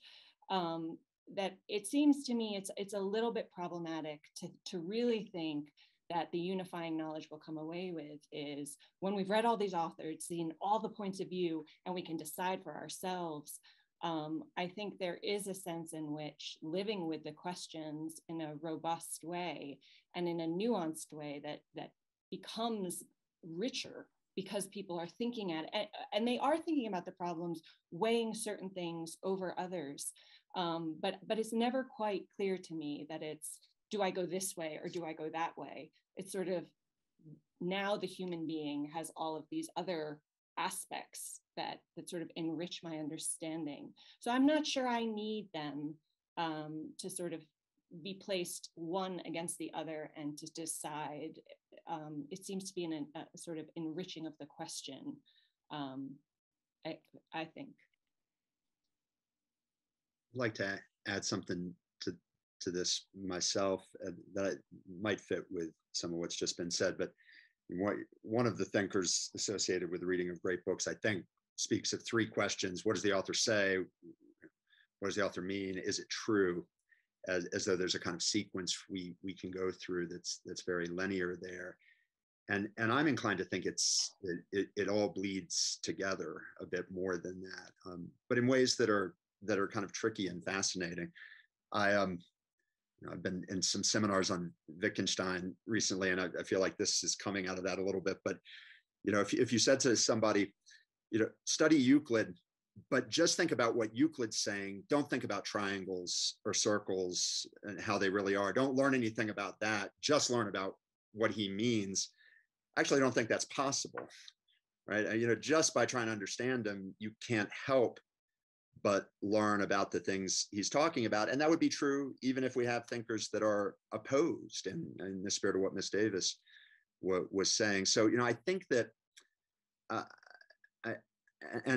wanted to say this partly because I find it heartening because you can be struggling so deeply to interpret a thinker and worry that you're not going to get to the bottom of them, but maybe not see how much you're learning on the way while trying to do that, and maybe actually learning about what really matters, which is the world, not what that thinker thought. And I think this relates to the question of the conversation between the books, which, by the way, the statement wants to say that's an important reason for reading these books, where these books could be various sets, but that they're in dialogue with one another, they're responding to each other in a kind of sequence, that's part of the conversation we're supposed to be entering. Maybe it happens in more explicit ways outside of class, as Mr. Starr said, but I'll just invoke my own undergraduate experience. And I often pose this to people because I wonder if it's illuminating or resonates with others. I often had the feeling that I didn't understand the thinker I was reading, but that they were casting this retrospective light on the person that they were responding to and building on. And I think there's something natural about that. You enter Plato's world and it's vast and it's disorienting. And in a way, you can't see the edges of it. You can't get out of it. You can't get perspective on it. Then you read Aristotle and suddenly you've got a kind of border because you see something that's challenging some part of that. You get to Machiavelli or Descartes, and then you see a kind of edge or border to Aristotle or Aquinas that you were struggling to see. For me, that always helped me understand the stakes. It helped me understand how things fit together. It was very important for me to see the critic of a thinker, the deep critic of a thinker, to kind of understand what the stakes were for that first thinker. Now, I don't think that's what we do explicitly a lot in seminar, though sometimes we do it. But I think implicitly, that's a huge part of what we get out of reading these books in a kind of reasoned sequence and dialogue and progression. Now, that's not the only, I mean, if you said that's the whole point, then that would become very, very reductive. But that sense of almost retrospective illumination that one author, often a severe critic, brings to an earlier author, or even in aesthetics, right? I mean, I would say Beethoven does something like that for thinking about Mozart. So I just put that out there. But another aspect of it might be, and I find this interesting, you could be aiming at this and really struggling to get this, but meanwhile, you're getting these other things almost incidentally to your quest to hit this first target. And I think it helps Johnny's to realize how much is happening along the way, even when it can feel like you're reaching and perhaps failing to grasp the thing that you're going directly at. So I'll stop there.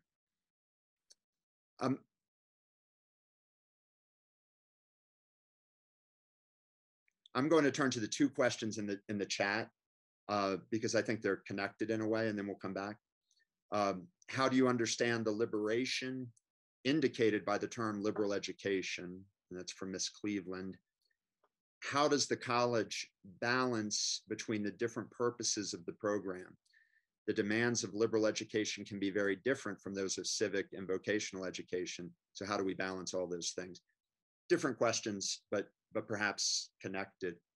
Does anybody want to, any of our panelists want to take up either of those?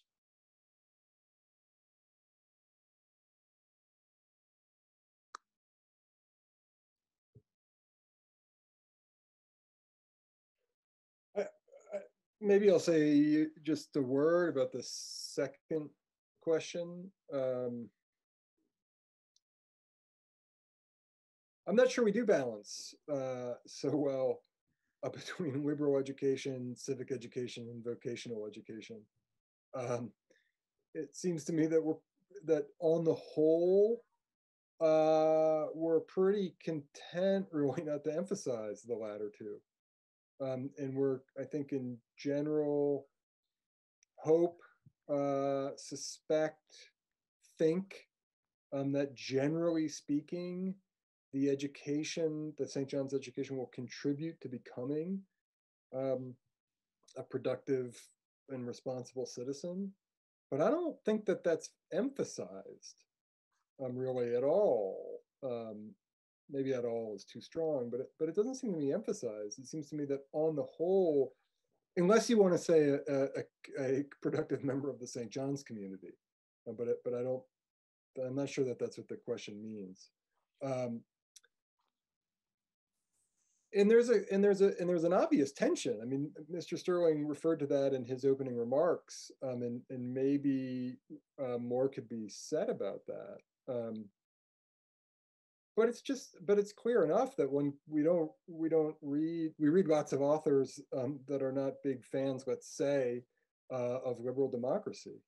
And if one were to become persuaded by those authors, then it would be harder to be a good citizen if maybe it would be harder than if Tocqueville ends up being the guy that you're most persuaded by, for instance, or you could take other examples too. So there are lots of tensions there, and it's not clear that it's not clear to me at any rate. Maybe others think differently about this. It's not clear to me that the college prioritizes or emphasizes civic or vocational education. But it's true, I think it is true, that in many cases it is productive of making better citizens, and does provide very good, allows one to acquire skills that can be applied to all kinds of vocations. But it doesn't seem to me that we do that explicitly or with that's our aim. We let those ends kind of take care of themselves to the extent that they do. And so I might be willing to say that those are a kind of byproduct, and we don't make much effort to guarantee that byproduct is acquired by everybody. I don't know.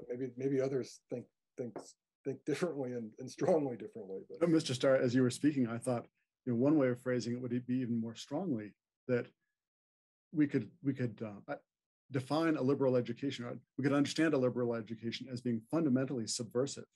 That is, to the degree that it is liberal, that it frees us from unexamined views, it frees us from prejudices and biases that we weren't aware we had. It's subversive to our place as uncritical or unthinking members of society. So it potentially puts us at odds with our civic institutions and with our economic institutions. Not necessarily. Way back when I first learned about St. John's College, the catalog was sent out, and it used to have, in that version, little sidebars in it, things students said or people said about the program. The reason I ended up coming to St. John's College, although many years later, was because of one sidebar. It said, on how to farm, nothing. On why to farm, everything.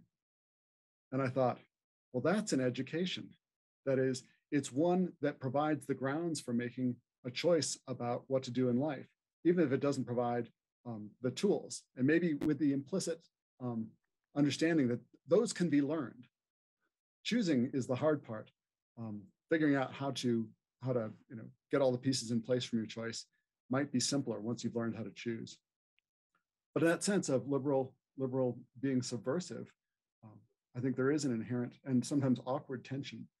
Some people come hoping for a vocational outcome and then find that they've reasoned themselves out of that path or don't know how to find it anymore, or feel as a misfit in a world they used to understand. Yeah, I think the ranking of the, as they're stated in the chat, that is the ranking. I guess I'd say that the college is more interested in vocational outcomes than it used to be. The college is, maybe not the program, if that's an important distinction, that the college is interested in students' vocational happinesses. But I agree. I mean, one way I'd put what Mr. Popoli is saying is that it's the liberal education that puts you in the position to ask what life you should lead. And that could make you unhappy too, because now you don't know what to do. On the other hand, I'm not a great fan of surveys, but I remember an alumni survey that suggested that liberal arts graduates and St. John's graduates claim to be happy according to some metric. And so somehow maybe, even if your liberal education, your formal liberal education ceases at a certain point, it prepares you for a kind of happiness in life that might have nothing to do with your vocation.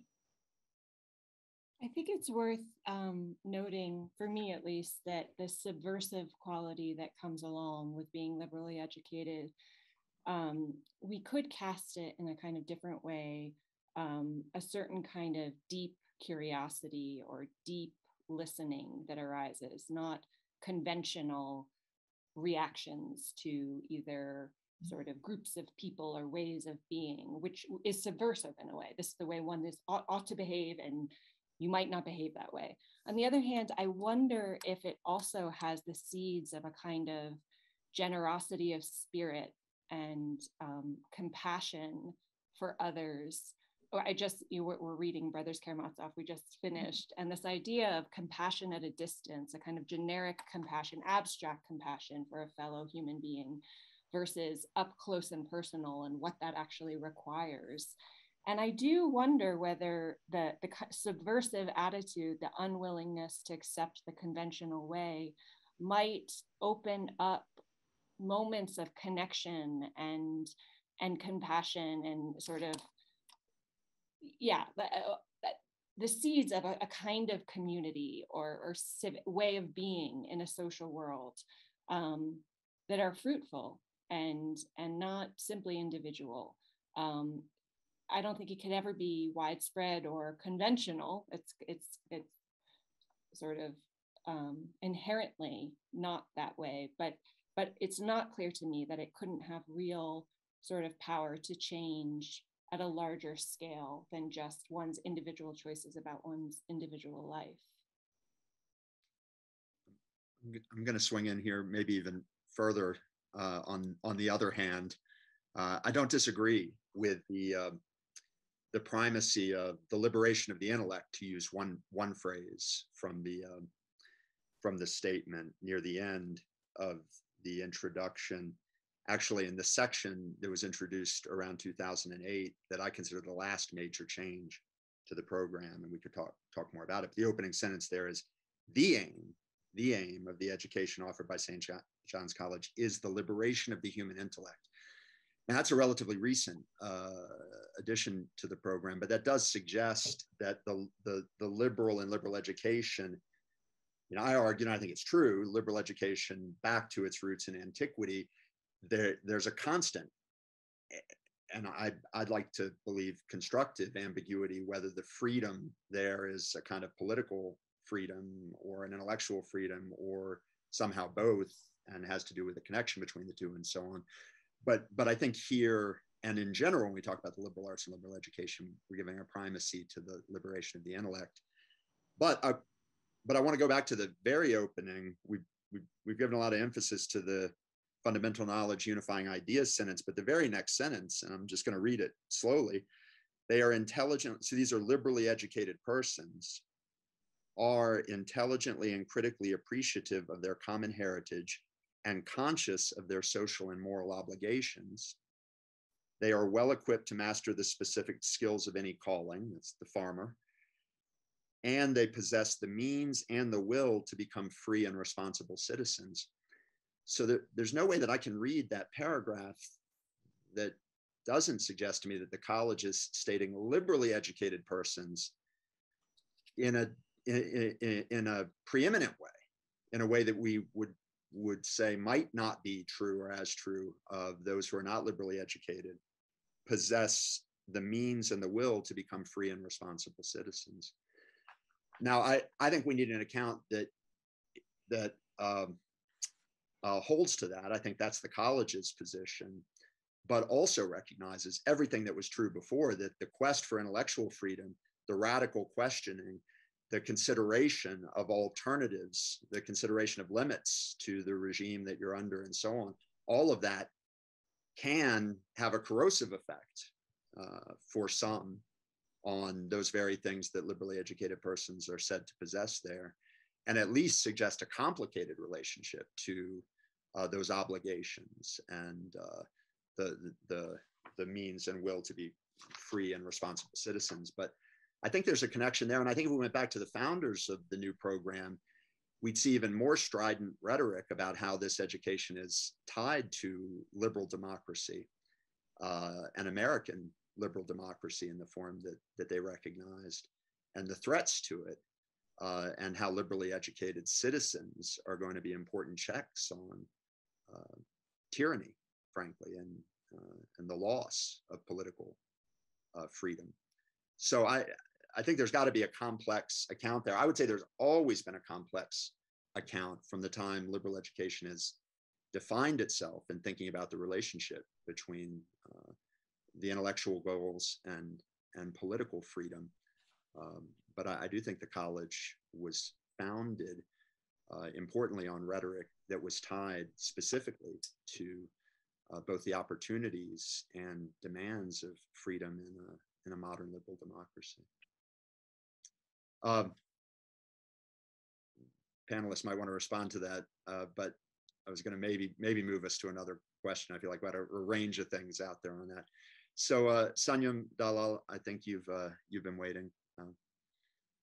Thank you. So am I audible? Yes. Fantastic. So first of all, I really wanted to thank the panelists because I think this question is increasingly relevant to all of us, especially the incoming JFs. I think my question, I'm realizing, might be more specific towards one of the opening comments. So it's directed at Ms. Ravalochen, but I'm sure that all the panelists could definitely find something to say about that. So your comments ended with how a description or how the expansion of our collective heritage by these minuscule changes in the curriculum might lead to an expansion of our intellect.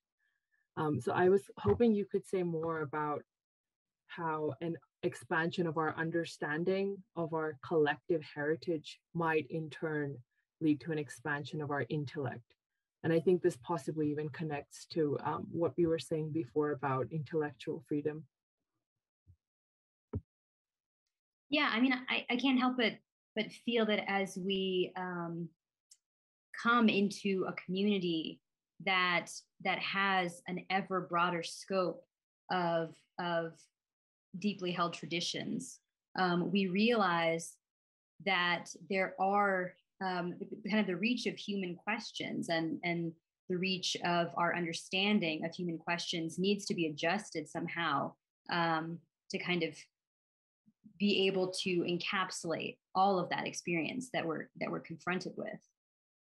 And so to me, that's kind of how I'm thinking about this reevaluation of what it means to be great, insofar as what's great can illuminate our human experience and it can illuminate those questions.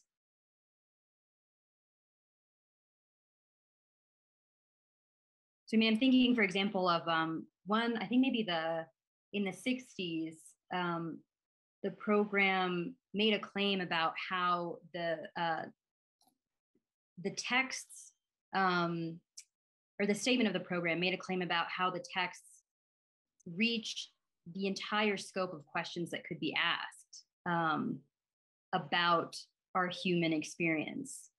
And I think, I mean, it really took me aback to see that, and that language has fallen out of our current statement, because I think we are aware that that we don't, especially because the group of texts that we read is changeable, that we don't see ourselves as having answered, what body of work can give us even the entire scope of questions. I think that is up for constant consideration and reevaluation.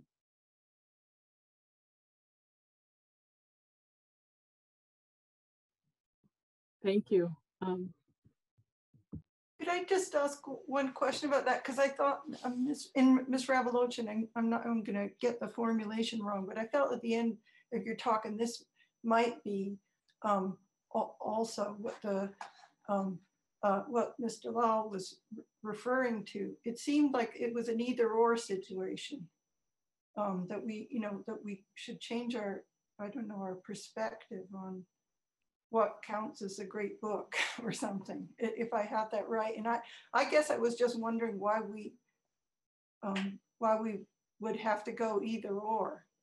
In other words, that the expansion of the program might just as well be scrutinized according to some standard of greatness as the program always has. Does that make sense? And I might be mishearing what your characterization of that would be.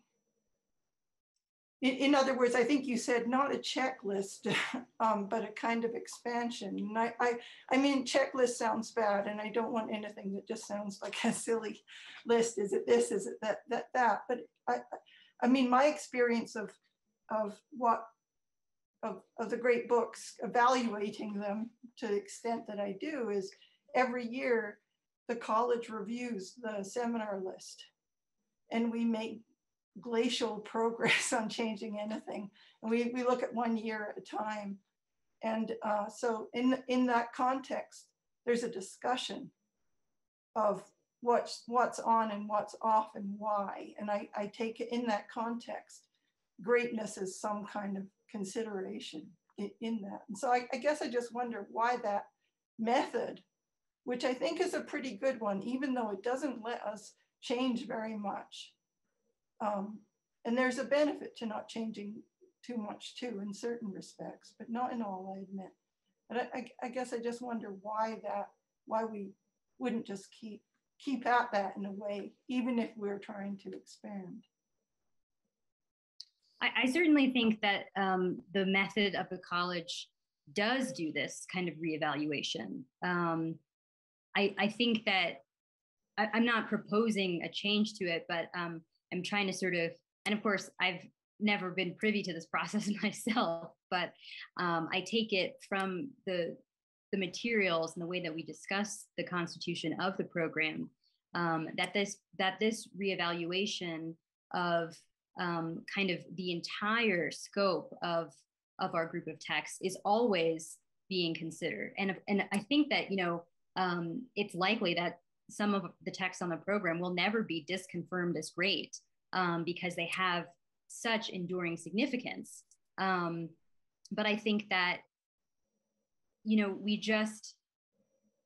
have this excellent problem of having far too much that we would like to be able to consider and to address together. And I think because of that very fact, and because, history is just continuing on inexorably, we always find ourselves in a situation of dealing with questions that cast a light on what has come before and make us turn to what we've seen in our heritage and ask, can we get what we need right now from this? Does that make sense? So there's a sort of way we're looking to ourselves and our kind of deep needs, and then recasting continuously the texts that guide us in a new light at every point along the way.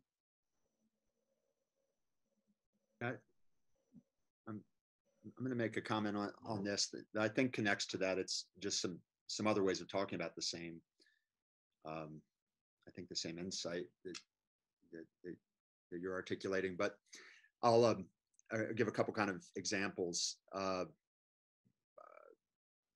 Former dean of the college in a question period a long time ago, I heard opening lecture of the year, and a parent was pushing the question, why are these old books relevant to my student's life today? And that dean, that tutor said, our world is technology and democracy. Those are Greek words, and in a deep sense, to understand those phenomena of our world, you're going to have to go back and study the Greeks and a development that came out of them. It's a very compressed formulation.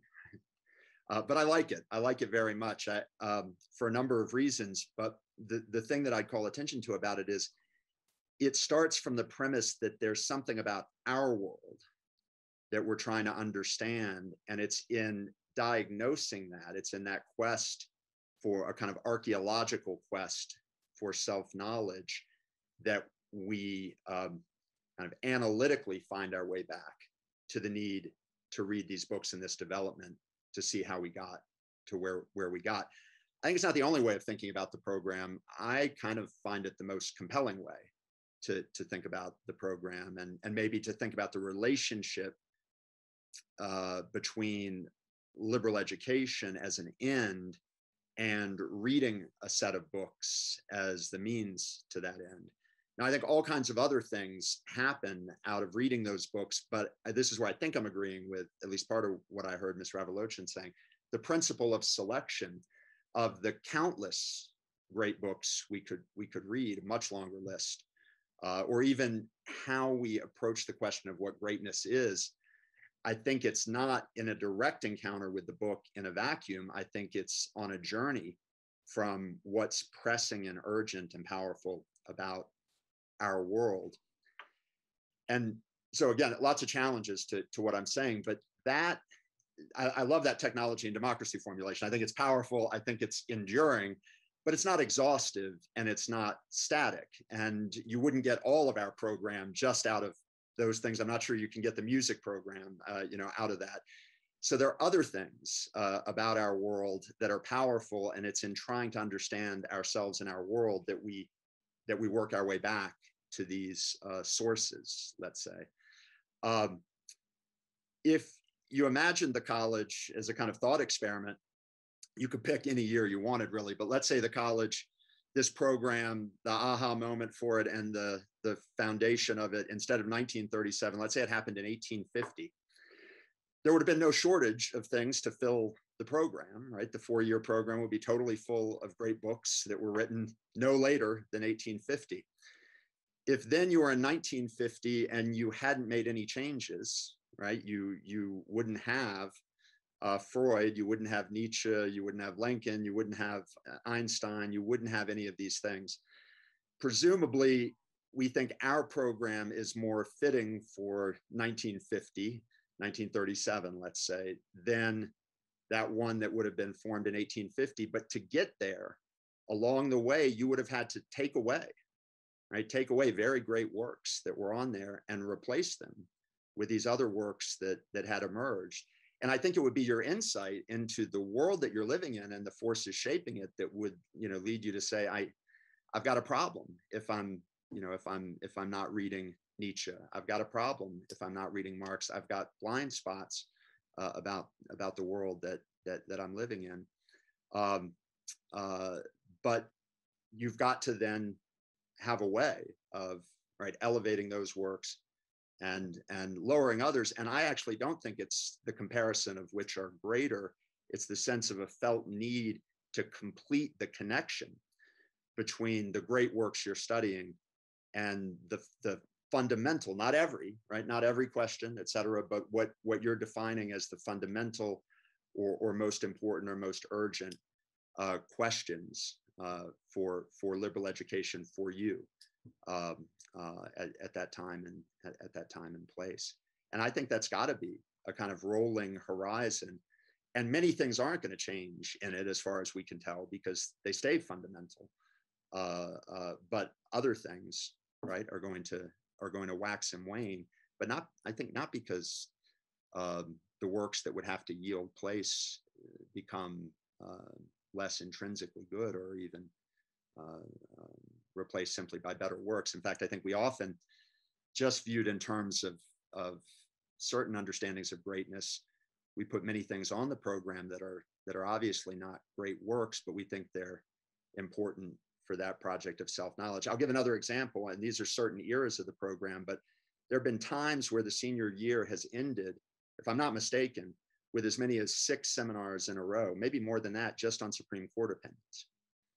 Now, I think this touches the question of citizenship and democracy as well, but I think that the deans and the instruction committees that formed those senior reading lists, they surely didn't think those Supreme Court opinions were greater works of literature, greater books than the things that they were taking off or not including, but they thought that they were essential or more important as part of a constellation of works for a kind of coda to the program for liberally educated persons who were going to go out into this political milieu and be free and responsible citizens. And that era waned a bit, though we still read some Supreme Court opinions near the end, but nowhere near as many. But we could give a lot of examples like that, where I don't think the claim was we found greater works. The claim was what a liberally educated person needs to engage with today involves a certain constellation of questions and foundations, and balancing that constellation in the finite space of 4 years. It's incredibly challenging, and there's constantly going to be change and evolution as a result of that, I believe. Can I just add one thing, sort of as a kind of question, maybe?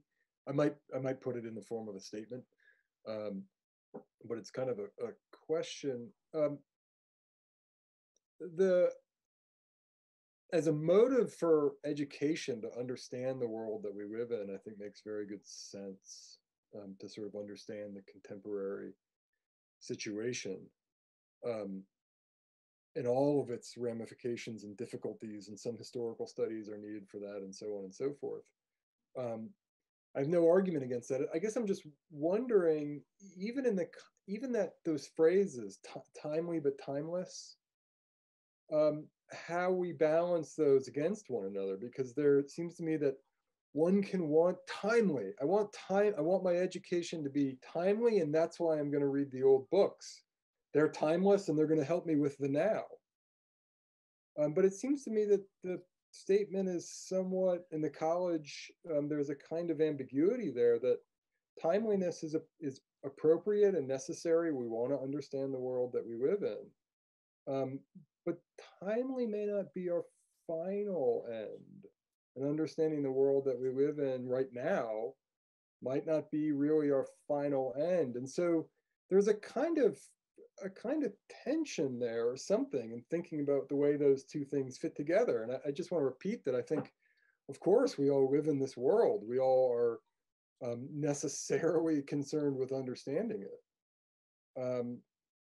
But I just wonder then about how to think about that issue, the timely and the timeless, and how to balance those off one another. They can go hand in hand, but they don't have to go hand in hand. And if we can, it seems to me easy to emphasize one over the other in a way that could be somewhat distorting for the. I don't know how the statement understands that exactly, but it seems to me that one can push on one side of that in a way that would be awkward for us. I also think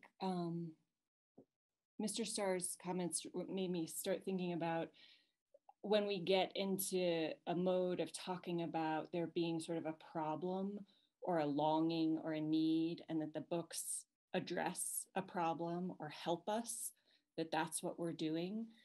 I start to ask myself about what reading books like this really is all about, and whether that's an apt description. That is it that we have problems and we seek answers and we go to these books and they give us them, or we track them down in the books? Or is there a kind of experience of reading, like when we really think about the amount of time we spend reading and what happens to us when we are reading?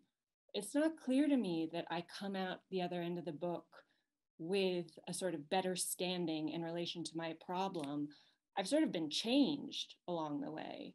I've been living with Brothers K for the last few weeks, and what happens to me as I'm wrestling and wondering and working in those worlds. It's a real question for me, what reading is for us. And in terms of when we talk about a liberal education and freeing of the intellect, whether that freeing is accurately described as an answering of problems, I'm not sure that that's true to our experience.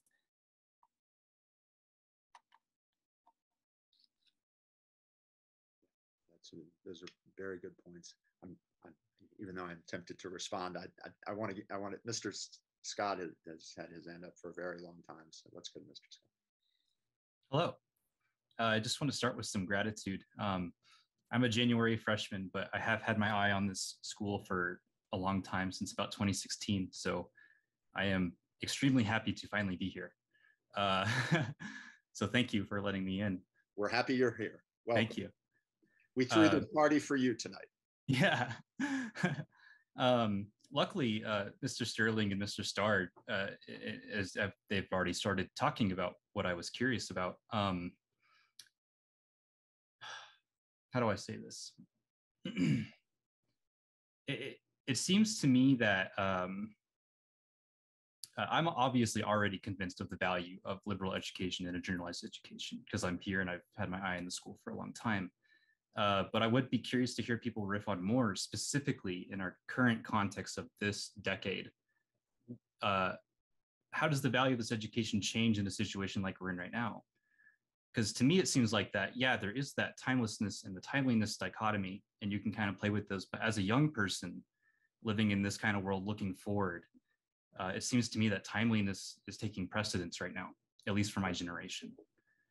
So I'd love to hear people speak more on that. And to add another dimension to this, I've also been someone who's traditionally been an outsider looking into education and academia, well, until now. And it seems to me that even though amazing and profound things are happening to the individuals in these institutions, there's a tendency to become a closed ecosystem. So how do we take the value of what we're doing here and how do we export it to the rest of the world that isn't interested in reading all these books, that isn't interested in probing these questions in the same way that we are?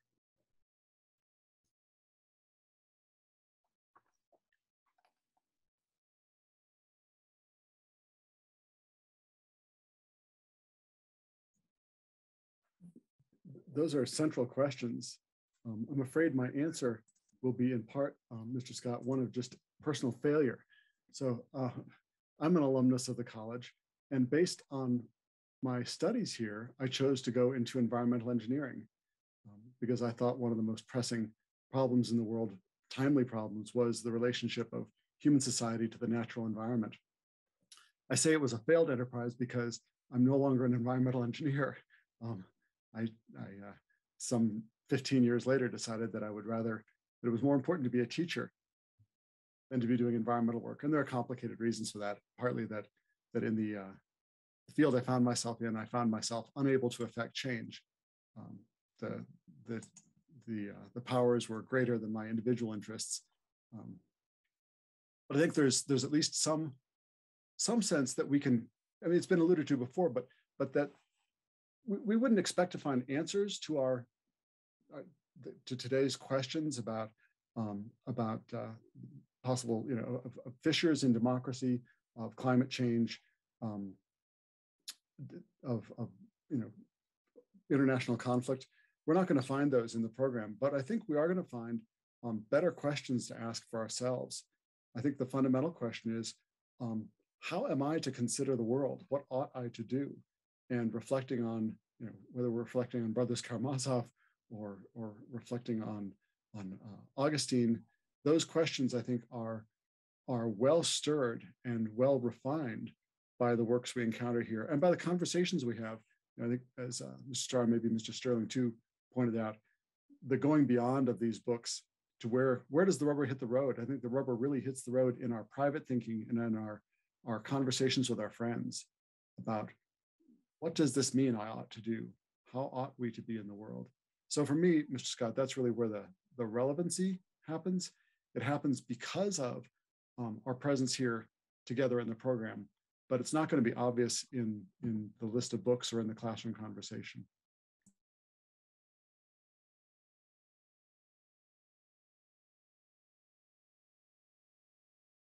I think there's some tension in trying to live a life of service and be a student at the same time. There is some tension in that, but I think based on things that people have said, I mean, people go on, they leave the college and they live more interesting lives, and they're better public servants as a result of having reflected on some of these books, at least. And so I think there may be an absolute tension there, but people do manage to combine those things. But I think maybe it's hard when you're here that you're going to dedicate 4 years of your life, or 3.5 if you're a JF. So you've already restricted that, but that you might feel selfish doing that. You're doing something for yourself. And I think maybe there's some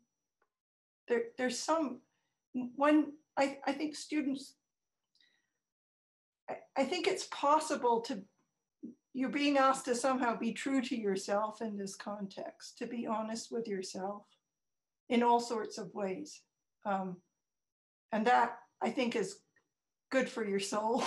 And that might eventually also make you a better public servant and a better person in the broader ways that we understand it. I think there's something about liberal education, if you really leave yourself open to that kind of radical honesty is possible, and it's good for human beings to do that. I'll just add one other train of thought, and I might have jumbled up your question a little bit, but you, part of your question was something like, how does one persuade people who don't see the value of this to see it? Not necessarily persuade, but just, it seems to me that in the current context of things going on, only people who can see the long-term trajectory and the huge network of moving problems could fix something right now. But also there's that, like I said, there's that tendency of people like us who are doing this work to not be able to put that into moving action, and not being able to translate that into the rest of the world, which isn't necessarily willing to do this work. And I don't think there is any convincing to be done, but it's just what do we do? I see.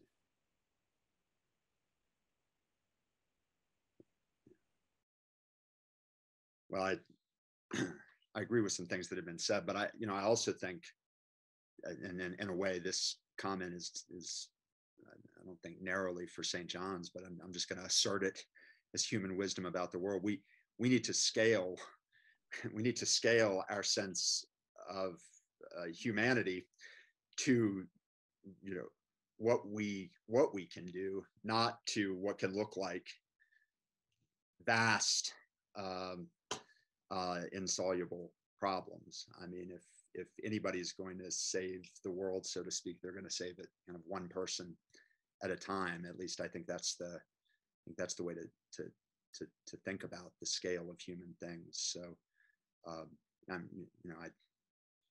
I think it's also true that there can be a meaningful sense in which one needs, or one can be well served in terms of education, liberal education, education generally, and being willing to step back from the sense of urgency and crisis that the world might bring. In fact, I think you have to do that to think.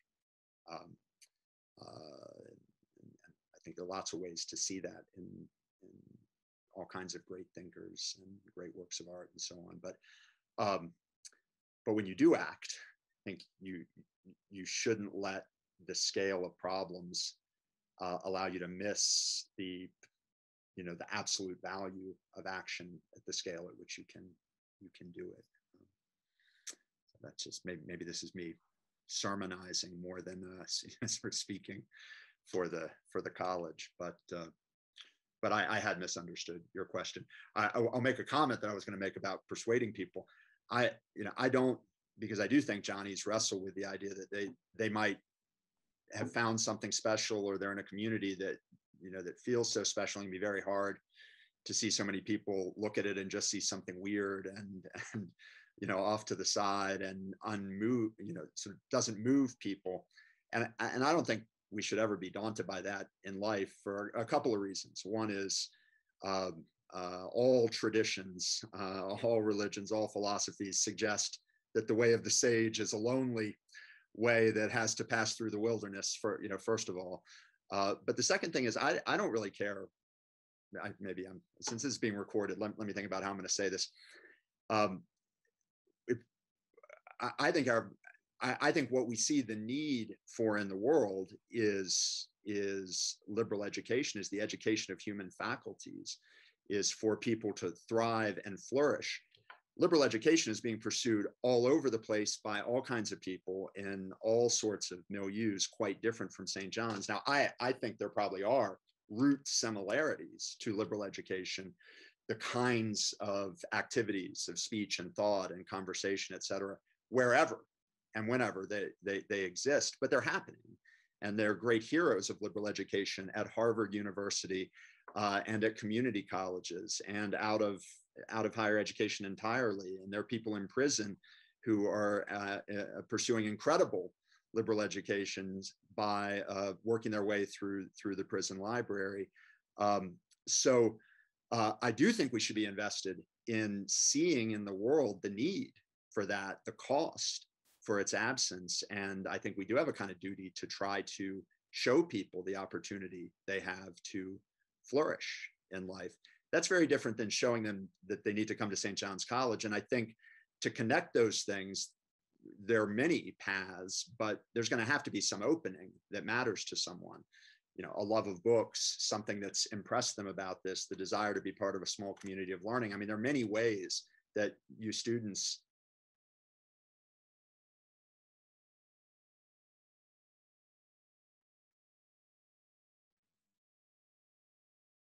find that you were following. But so I am invested in trying to show people those ways in, but I'm much more deeply invested.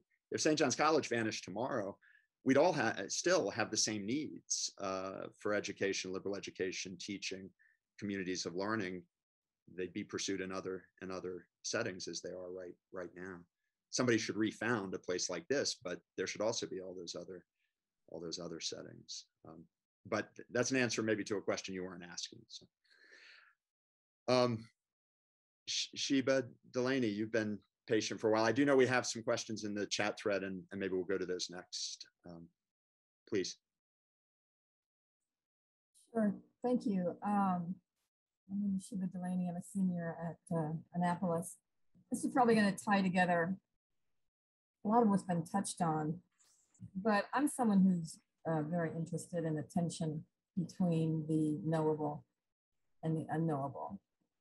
And we wade through a lot of different points of view here and different ways of reasoning. And, you know, we do learn to respect all opinions and all approaches. But I think ultimately what many of us are looking for is where do we plant our feet?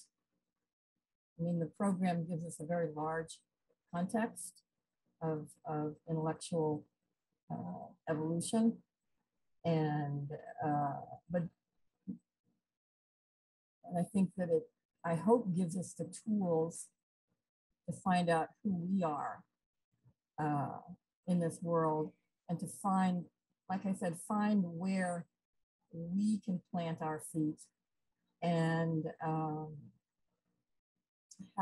how to utilize our agency in the world. And but I want to, yeah, there's that, but I want to also ask, because I'm kind of amused, this is a selection issue in Annapolis. We finished the program with Brothers K. That's the last book we read. And I'm actually writing my senior essay on Brothers K and did my precept on Crime and Punishment. So I've been pretty pickled in Dostoevsky all year. But Brothers K is, among many other things, a polemic against reason and a cautionary tale against the dangers of reason. So I'm just very intrigued by this book being positioned as the last piece of literature that we read. Is it saying, yeah, reason is good, but don't worship it? I'd love it if somebody could talk about that a little bit. I'm just going to ask a clarifying question. You're not saying that Brothers Karamazov is the last book read in the senior seminar. You're saying the last work of. Yeah, it's our last major work of fiction. Yeah, fiction. Got it. And it is a polemic, very cautionary against the dangers of reason and science. And Dostoevsky has very strong opinions on that. So yeah, can you talk a little bit about that? It's been a while, Ms. Delaney, by the way, hi. It's been a while since I've read the Brothers Karamazov, but so flesh it out for me. My recollection was there's a big tirade about Bernards right? The Bernards stand for a kind of enemy. And I think that's Claude Bernard and a particular way of understanding human troubles. Do you think, is it deeper than that? Because there's one way of understanding this as being a particular kind of application of reason, as opposed to reason broadly. Well, I think what he's saying in not that it's going to be all about me and my essay, but the question that I'm addressing in my essay is a question posed by one of the characters to another, which is, if you could be the architect of human happiness and ensure that human beings would be content, peaceful, and happy forever, and all you have to do to accomplish this is agree to the torture of one innocent child. And I think the entire book is a refutation of that idea. And I think Dostoevsky's, what he's saying is that this kind of thinking and this kind of utilitarian by the numbers approach is what is the kind of thing that we can end up with. And Dostoevsky is writing from a very religious perspective when religion and science is separated from what he would call a mysterious sense of another world or a spiritual sense. And so I don't think he's necessarily saying religion and science in itself is evil, but religion and science, when human beings are not grounded in the world in another way, their spiritual side is not connected to their spiritual side, then reason and science can lead us down some very, very problematic paths.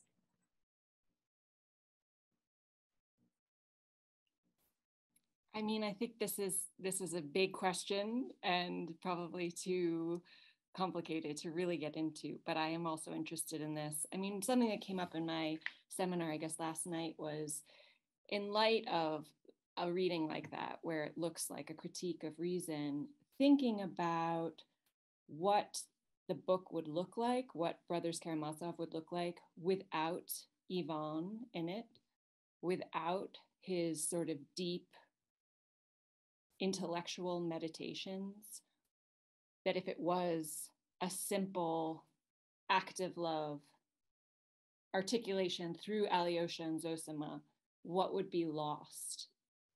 And I just, as a question, in terms of it being a simple polemic against reason, I think that even though Ivan has trouble at the end, there is something about his wrestling with those ideas in the way that he does that helps us understand the stakes. And so that's just a question that I would ask in terms of how would we build an account of the importance of reason, maybe back into Dostoevsky's thought, given how important I at least think Ivan's sort of meditations are in making this book as rich as it is. But we could have a conversation about this. Maybe we don't all need to go there. That's just the way I've been thinking about that question. Yeah, a very long conversation. And we have a question in the chat thread that I think is a little bit like what you're asking.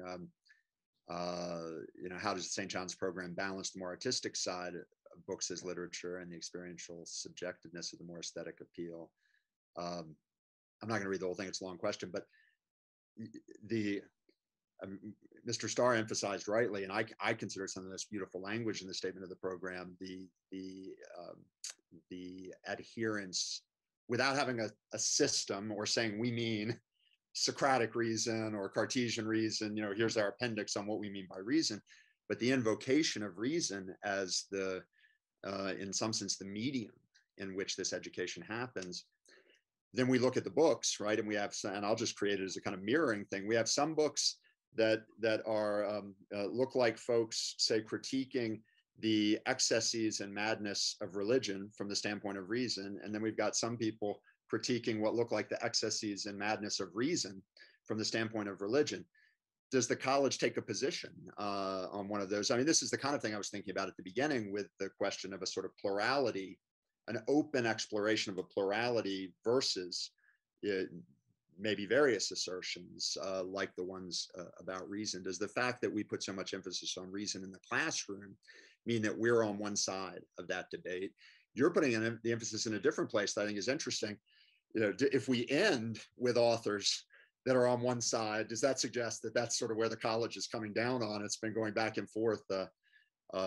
You know, we proceed chronologically, and I would venture to say that the end of the chronology has more critics of reason than a celebration of reason as we get into late modernity. But I don't know that the chronology is the college taking the position that the authors that come latest are the ones that are closest to where we think the students should come out. So I know, you know, Ms. Davis has said, I think in different ways, and probably all of us feel this as tutors, that if we just lock in to the opposition between positions and books and authors and worldviews, that might be a somewhat sterile way to look at what we get out of reading and exploration. And I think there's something to that. On the other hand, those questions and oppositions matter. And I think this is a very fascinating thing about the college. I do think the college tries to, in the college's voice, have a sort of studied neutrality about this, and say that this education is not trying to put you on one or another of meaningfully different paths, but that you can be liberally educated and go down one of many paths, and there's something you all will have in common, even while you have these deep disagreements. That's what I hear in the college's articulations, and I think in a way it's what I see in our students and our graduates, and I've come to embrace it and see many strengths in it. But I do think there are a lot of paradoxes in it, knotted up in it, and some of us might care deeply about some of those questions that in a way the college is leaving open.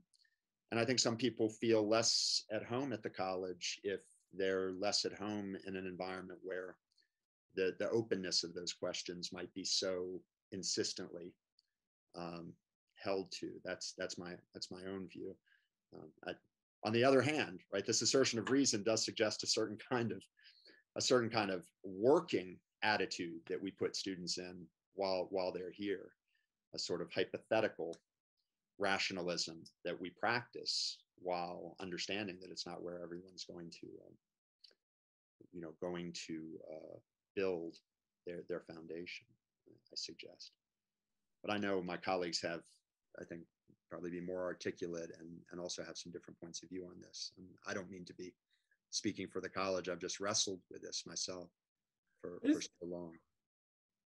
I just wanted to say one thing, which maybe not especially relevant to the things that you just said, Mr. Sterling, but I think relates to the question about aesthetic beauty in literature.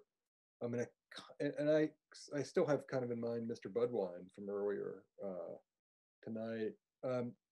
I'd say two things, sort of prefatory, maybe one thing sort of prefatory.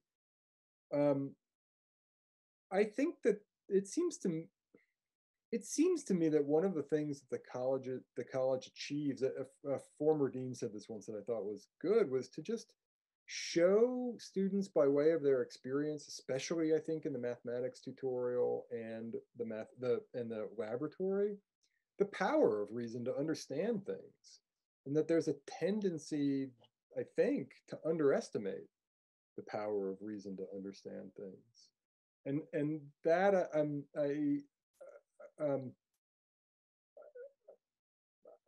maybe I'm sympathetic to it in some ways, but I want to at least leave open the possibility that the mind and our powers to understand rationally are stronger than we might think, and that the program, one of its effects, I think, is over time to show us that our minds can be very powerful, even for those of us like me who don't have very powerful minds, all things considered.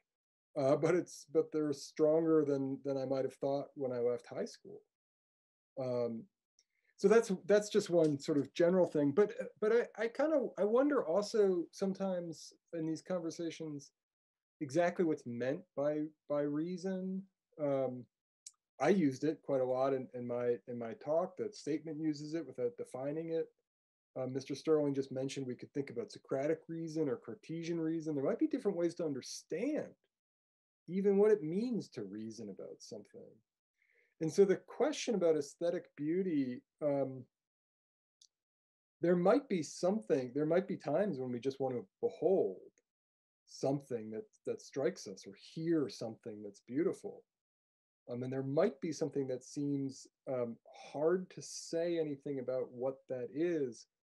On the other hand, it seems to me not impossible to think about ourselves and what that experience is for us as somebody that's experiencing something beautiful. And that might be, and there we have ourselves. We're right there in the experience. It's not just something out there that I see, but it's an experience of mine. And I don't need to think of reason there as discovering doctrines that, oh, this piece of music must, if I'm going to understand it rationally, I better be able to get a doctrine out of it. That doesn't seem quite right to me. But there might be, but I respond to it in a kind of way. And why can I not think about that, just the response for me, and what it might mean for me as a human being that I do respond in these various ways to some things and not other things, or that I weep at some moments or laugh at other moments. Those things seem to me open to thought. And insofar as they're open to thought, I might say that they're open to reason without insisting that I need a doctrine for it to be rational.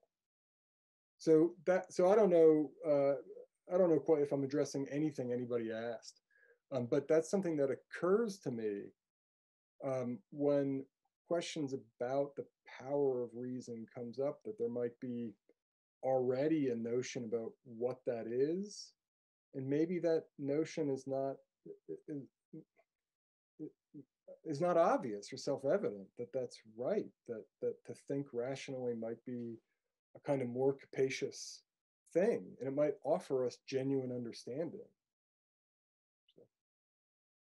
And I think aesthetic beauty, that it was the question about the literature that reminded me of that there are avenues for thought there. I'm going to go ahead and read the next question in the chat from John Stewart.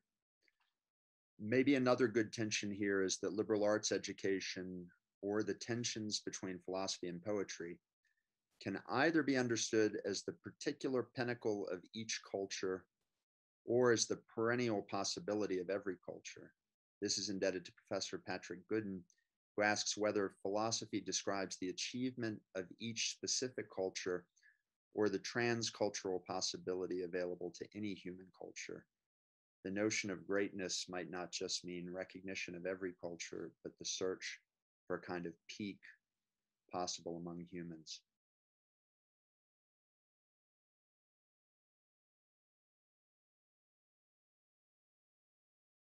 Yeah, I mean, I certainly think there is a tension here that's potentially dangerous, in the sense that I don't think the college wants to be making a claim that the program, as we've been practicing it, that is, as composed of exclusively Western texts, does represent the pinnacle of what's achievable transculturally.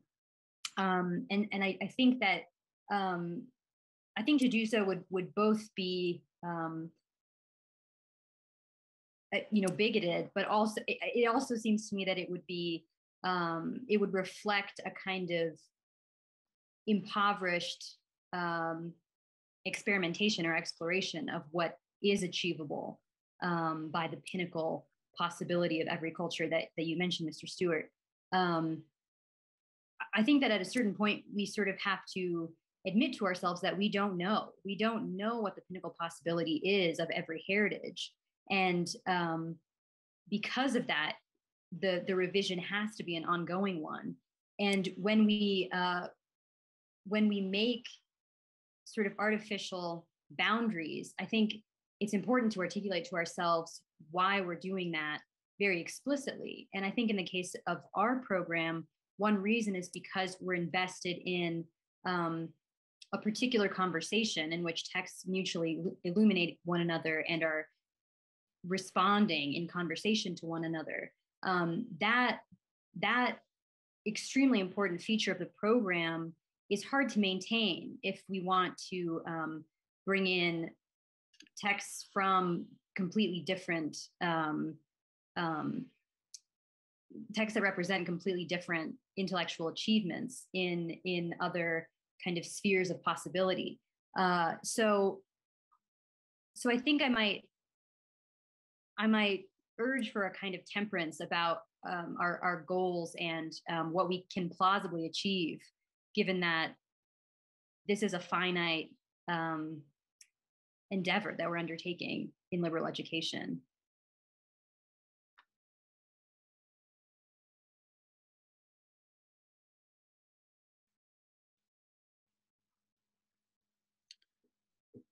That's interesting. I mean, one's tempted to go down the path of a long discussion about the Eastern Classics program here, as well as the long discussions at the founding of this program about whether to restrict it to Western texts or not, and what arguments held sway. But I'm not going to go down that path right now. But I think I agree very much with what you said, Ms. Ravalochen. I guess what I would say about the founding, if I understand things correctly, Scott Buchanan, who had the most influence on how the college was organized, years later said he thought it was a mistake that we restricted the program to Western texts, and that it would have been better to try to take on the great foundational works of the East, as he understood, was probably primarily what he had in mind, but the kinds of texts that we had in the Eastern Classics program here. But I think it's interesting to think about what arguments persuaded him first one way and maybe later another way. And then the arguments that were persuasive for launching a new master's program, as opposed to a different kind of shuffling of text into the undergraduate program. But a lot to say there. I mean, we could do it, but I'm not going to go further with it. Just one note on the contemporary arguments, Sterling. My recollection is that there was an argument made at the time, this may have been the persuasive one, that the faculty as a body simply didn't have the knowledge of those texts in order to select them in any sort of fruitful way, according to the criteria they had for texts they were familiar with. So it's simply an argument of unknown territory, not of the worth of that undertaking. I think that's right, and I see that as very tied to what Ms. Ravalochen was arguing from her opening remarks and in the discussion. I mean, we all do have to begin from a situated position. We all start with a language, right? And that itself is going to dictate a great deal about, what's first for us. And I think that was a very significant argument all along the way about non-Western text. Do you have access to the languages? Can you judge the translations? Do you understand how to engage? I mean, there's always, I guess I would push on the idea, which I thought Ms. Ravalochen was exploring in her remarks, that liberal education ascends to a place arguably timeless, perennial, free, but it has to begin with what's first for us. We have to start with what's first for us in many ways, and the passages from the early statement, right? We're all going to begin in particular families, languages, cultures, traditions, and you don't leap over that to the content of liberal education. You move through that, or you ascend from it, and that dictates a great deal. I mean, a college like St. John's, founded in other parts of the world, instruction would be happening in different languages. The mix of books would be quite different. The goals could, I think, be identical, and the accomplishments in a deep way identical, I would argue. And that might be part of the question, and I may be begging one side of it by putting that way, identical, but it would go without saying that the material, the language, the medium of ascent, or the angle of ascent would have to be quite different depending on where you're beginning.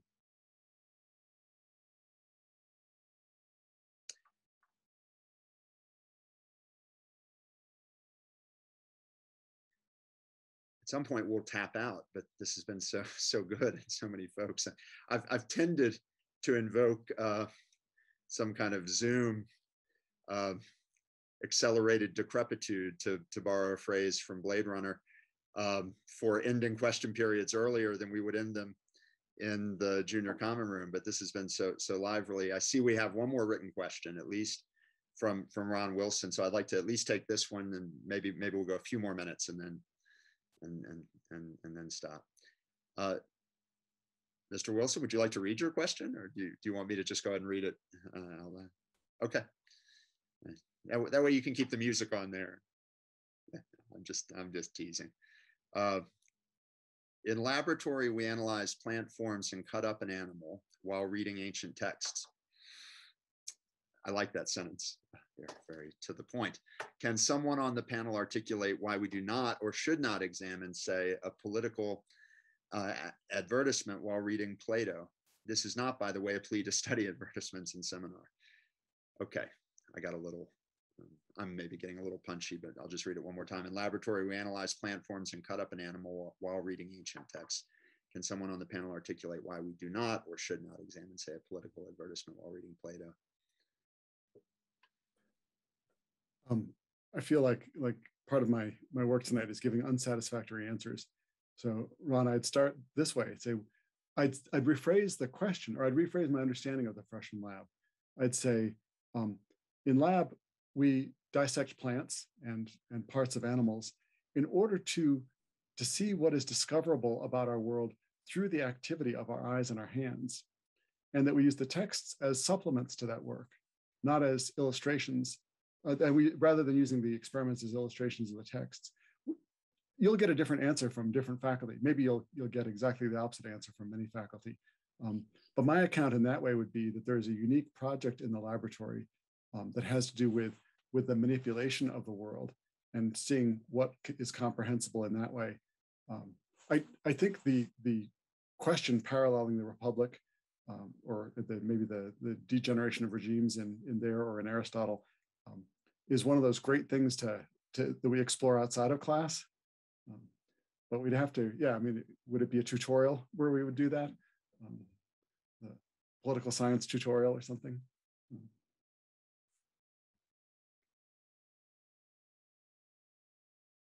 I'm just remembering that the president of the college, when I was a new tutor, actively prevented the delivery of newspapers to the campus because we weren't supposed to be doing current events.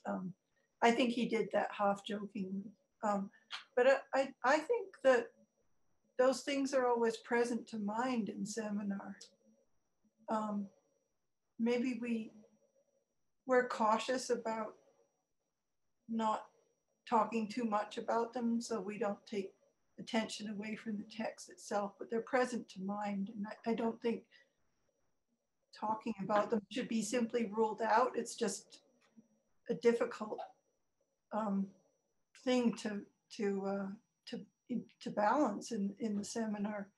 But I guess I'd just say, recently I had a week of seminars on Thucydides with adults, not with our students. And Thucydides is full of demagoguery, wars, a plague, all of the stuff that was in their faces. And I thought my impression of that group was that some of them were Democrats and some of them were Republicans, and there was a mix in there. And what was really interesting is that the text made it possible for them to discuss difficult things without having the political fights they might have had if they talked about current events. So there was some advantage in that. Yeah. I have to confess a little disappointment though, about, I think, what can sometimes be our failures in the seminar to take up our political moment in light of what we learn from the texts. And I think part of it is what you mentioned, Ms. Adam, this sort of caution that's born of the fact that we might have different political allegiances and ideologies. And even though we're sort of willing to battle it out when it comes to other ideologies, I take it that we aren't as willing to go there. But for example, when my seminar recently read The Republic and Plato's criticisms of democracy, and I think made some really timely assessments of the dangers that the will to freedom can pose for a sociality. It felt to me that we weren't willing to kind of step outside of Plato's context and investigate how we ourselves living this life might be a sort of perfect test case for evaluating the text. And I don't know. I don't know how to kind of battle that without sort of, I guess, expressly betraying my own political identity in the classroom. But I don't know. I mean, I feel that, the original sentiments of the founders were expressly political, were expressly minded by a deep fear of tyranny and a will to avoid at all costs the kinds of prejudices that beget it, and that can even bring a democracy to its knees. So it's an ongoing question for me. Maybe not just the example of looking at a particular political advertisement, but how to kind of, in that context of politics especially, force us to have the difficult confrontation that the texts, I think, require of us. I mean, how would we have that conversation? So we're reading Thucydides, for example. We have a text in common. If we're discussing politics in America, we don't have a text in common. We may, in fact, have grossly different understandings of what the facts are, and we may not be able to even uncover those differences well enough to understand the basis for disagreement.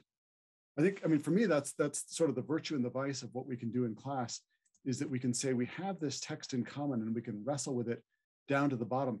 And the fuel for that is the importance of these issues. And I think that the fear for the founders was more fascism than tyranny, a unique kind of tyranny, maybe. Those questions loom, but I think we do our best. We fail in that sense you've been describing, and that Mr. Wilson was alluding to, maybe. But we do our best when we have a text in common, and the challenge of the program is to figure out how to create common ground for conversation when we step outside of a book. That's a step beyond, I think. It's not something we address here in the classroom, maybe only outside of it. So, but are the events of our world not a text we share in common? I don't know. Pick a person and an event and ask people on the extreme sides of the spectrum, is it a fact that, fill in the blank, patriots tried to prevent the usurpation of the election by cheating? I mean, there were fewer news sources in 1937. Up until the retirement of Walter Cronkite, we maybe had just one in America that we all shared. But I don't see that as now. It's hard for me to understand it in the internet and social media age, what our commonality is in order to uncover the grounds for that kind of difficult conversation. Can I interject myself? I think it's an excellent issue and problem. And both sides of this that have just been expressed make sense to me. I mean, I've often felt like it's a deficiency of our classes that we can't take up more directly contemporary moral political issues in class. And I've felt it to be a deficiency because it makes me feel like sometimes students will say something, or they'll read a book and express a kind of admiration or approval or something of what's been said. And you think, but think about what that might mean for the world that you're living in, and what that would do to other things. And and we don't do it. And it seems to me that we lose, because of that, valuable opportunities for education. I think that's right. I don't know how to solve that problem. I mean, and I've kind of come around, I guess, to the view, it's not, I don't mean to say that this is simply satisfactory, but I kind of try to come around to the idea that there are things that are learned when reading the books that we don't know the meaning of immediately, and we're not capable of applying them to the situation around us immediately, because if we do so, if we try to take that step, our commitment to the contemporary events will warp our reading of the book. It'll go the wrong way, but there's at least a possibility for it going the wrong way. And so I think that there's at least a case to be made that something can happen over time, and just allowing the arguments of the books to allow ourselves and our students to sit with arguments, and over time come to see what they might mean for them and their various moral and political stances and so on and so forth, and what they might mean for their interpretation of their home countries and so on and so forth. That that's a process, and to some extent we need to be patient with that process. I mean, I just repeat what I said in my remarks. I think that the lifelong commitment is important, and I think it's, my sense is that education, liberal education, all kinds of education these days are so sort of degree oriented. It's got to be completed, and I got to know what I've got at the end of it. And there's maybe a kind of tendency in this direction where I want immediate results. I want to be able to make that application to the real world right now and have the students see that application. And I would add to this too, that by taking kind of the long view, it's not always going to work out. It just won't. And there'll be lots of things that we hope or think that our students have learned from reading the books, and it will turn out that they don't make the application. And us too, I should add, we don't. All of us won't make the application to the world. And our understanding of things won't be adequately transformed. But I don't see a great way in our context to force that. I think it's a difficult, I think it's a real problem.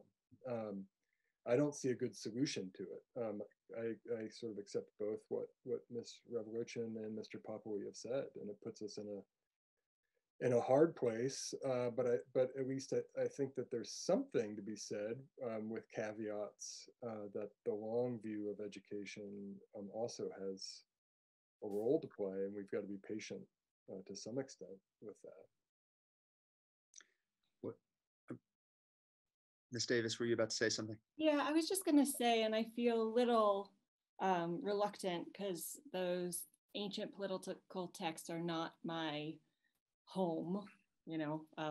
But I do, when I've done freshman seminar, I end up feeling like not only am I being given a particular political tension that may reflect on the current situation or may not, but I'm also being invited to think sort of past the particulars of the politics to what it is in human beings that might render a particular political tension.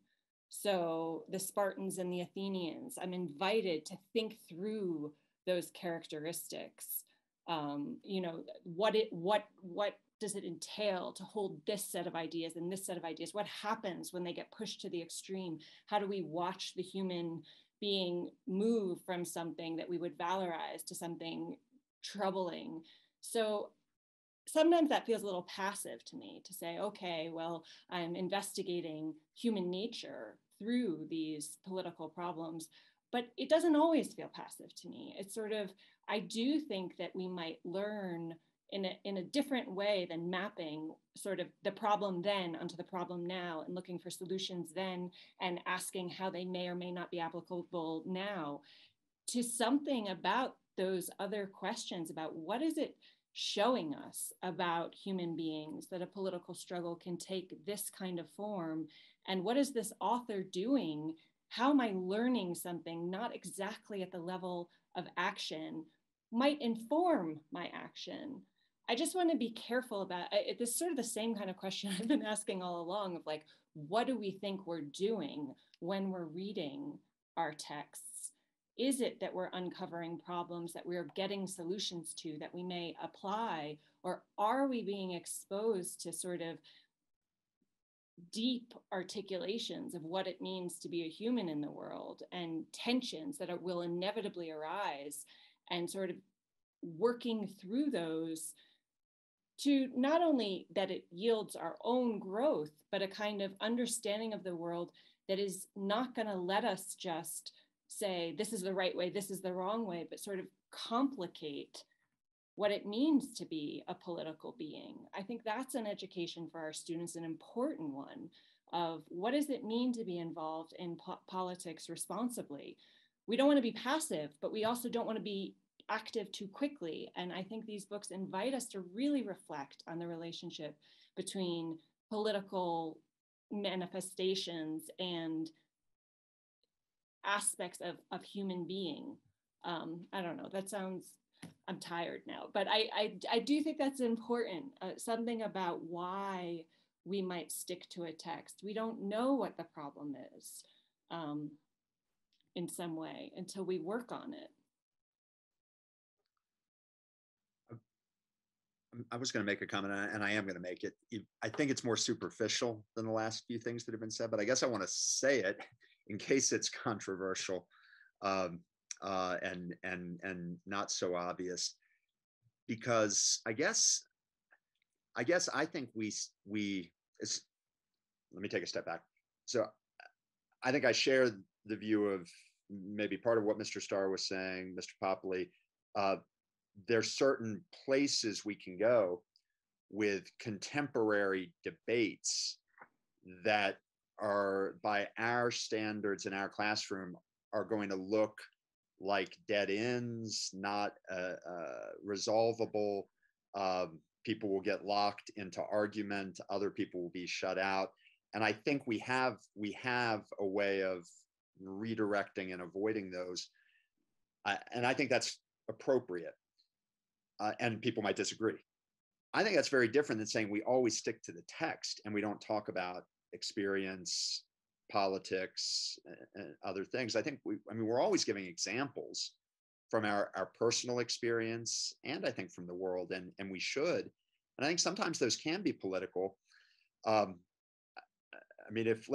just give a couple examples that occur to me. Memories as a tutor and as a student. You're reading the Federalist Papers, and you might get to a point where somebody could say something like, well, and this is what we see in Washington, partisan gridlock, and there's not a way for the two parties to work together. Now, I think that could be a very fruitful thing to say. And I think we can have very powerful aha moments when we realize that the Federalist Papers or Hobbes or somebody are capturing something that we see in our world.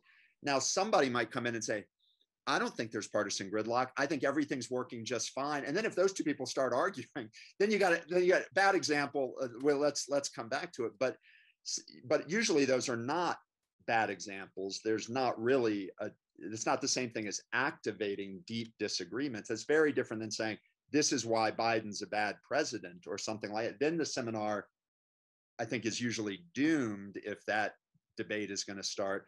But saying something like, what many of us see as partisan gridlock, that's the kind of thing that I think Federalist X was worried about, or, those kinds of things. Or another Federalist example, you're trying to think about, term lengths. And you might say, well, don't we all feel a little worried that as soon as we've ended one election, they're campaigning for the next one in this sense of constant campaign. Now, somebody might come in and say, I don't have a problem with that. The system's working just fine. And again, if those two people start arguing, it's a bad example. Let's go back. Let's go back to the text. But don't we do things like that in seminar all the time? I think we do, and I think we should. I worry about how I hear the boundary between text and world articulated. And I say this is superficial because I think you all are talking about a different boundary. But sometimes I hear it in a way that I just don't think is an accurate description of what we actually do in class. But I think it makes it very nuanced. because then I think we have to say it's not obvious. The examples don't come with some bright line marker like safe or, you know, risky. They're all on some kind of continuum, and we have principles or experience or habits of understanding when conversations are going into a kind of dead end that they're not going to be able to come out of except by just saying we need to go back to the text or back to where we were, versus examples people can give that just crystallize everything. They just make all the difference for a seminar in interpreting the text and thinking about the world that the text is illuminating. So I like to, I guess I want to say that's very porous, the boundary between staying with the text that we have in common and evoking the world that, to use Ms. Ravalocin's way of putting it, that's also kind of a text for us. At the same time that we know that certain kind of arguments are not the ones we think we want to have in seminar. And I do think the culture of the college has developed pretty strong, you know, a pretty strong sense of what's educationally beneficial in that space, though it might come with cost too. I'll stop there. I'm tired too, but I wanted to say that. Thanks, Mr. Wilson, for your comment there. Okay. I didn't mean to steal the last word by any means. I don't think it was the most important thing, but I do think that we're probably at the end of people's energy. I want to thank the panelists for joining me tonight, for sharing their reflections. Thanks to all of you. This has been, you know, very lively and well attended, and I hope it's felt like an energizing way to start the semester. And here's to the statement of the program. Good night, everybody.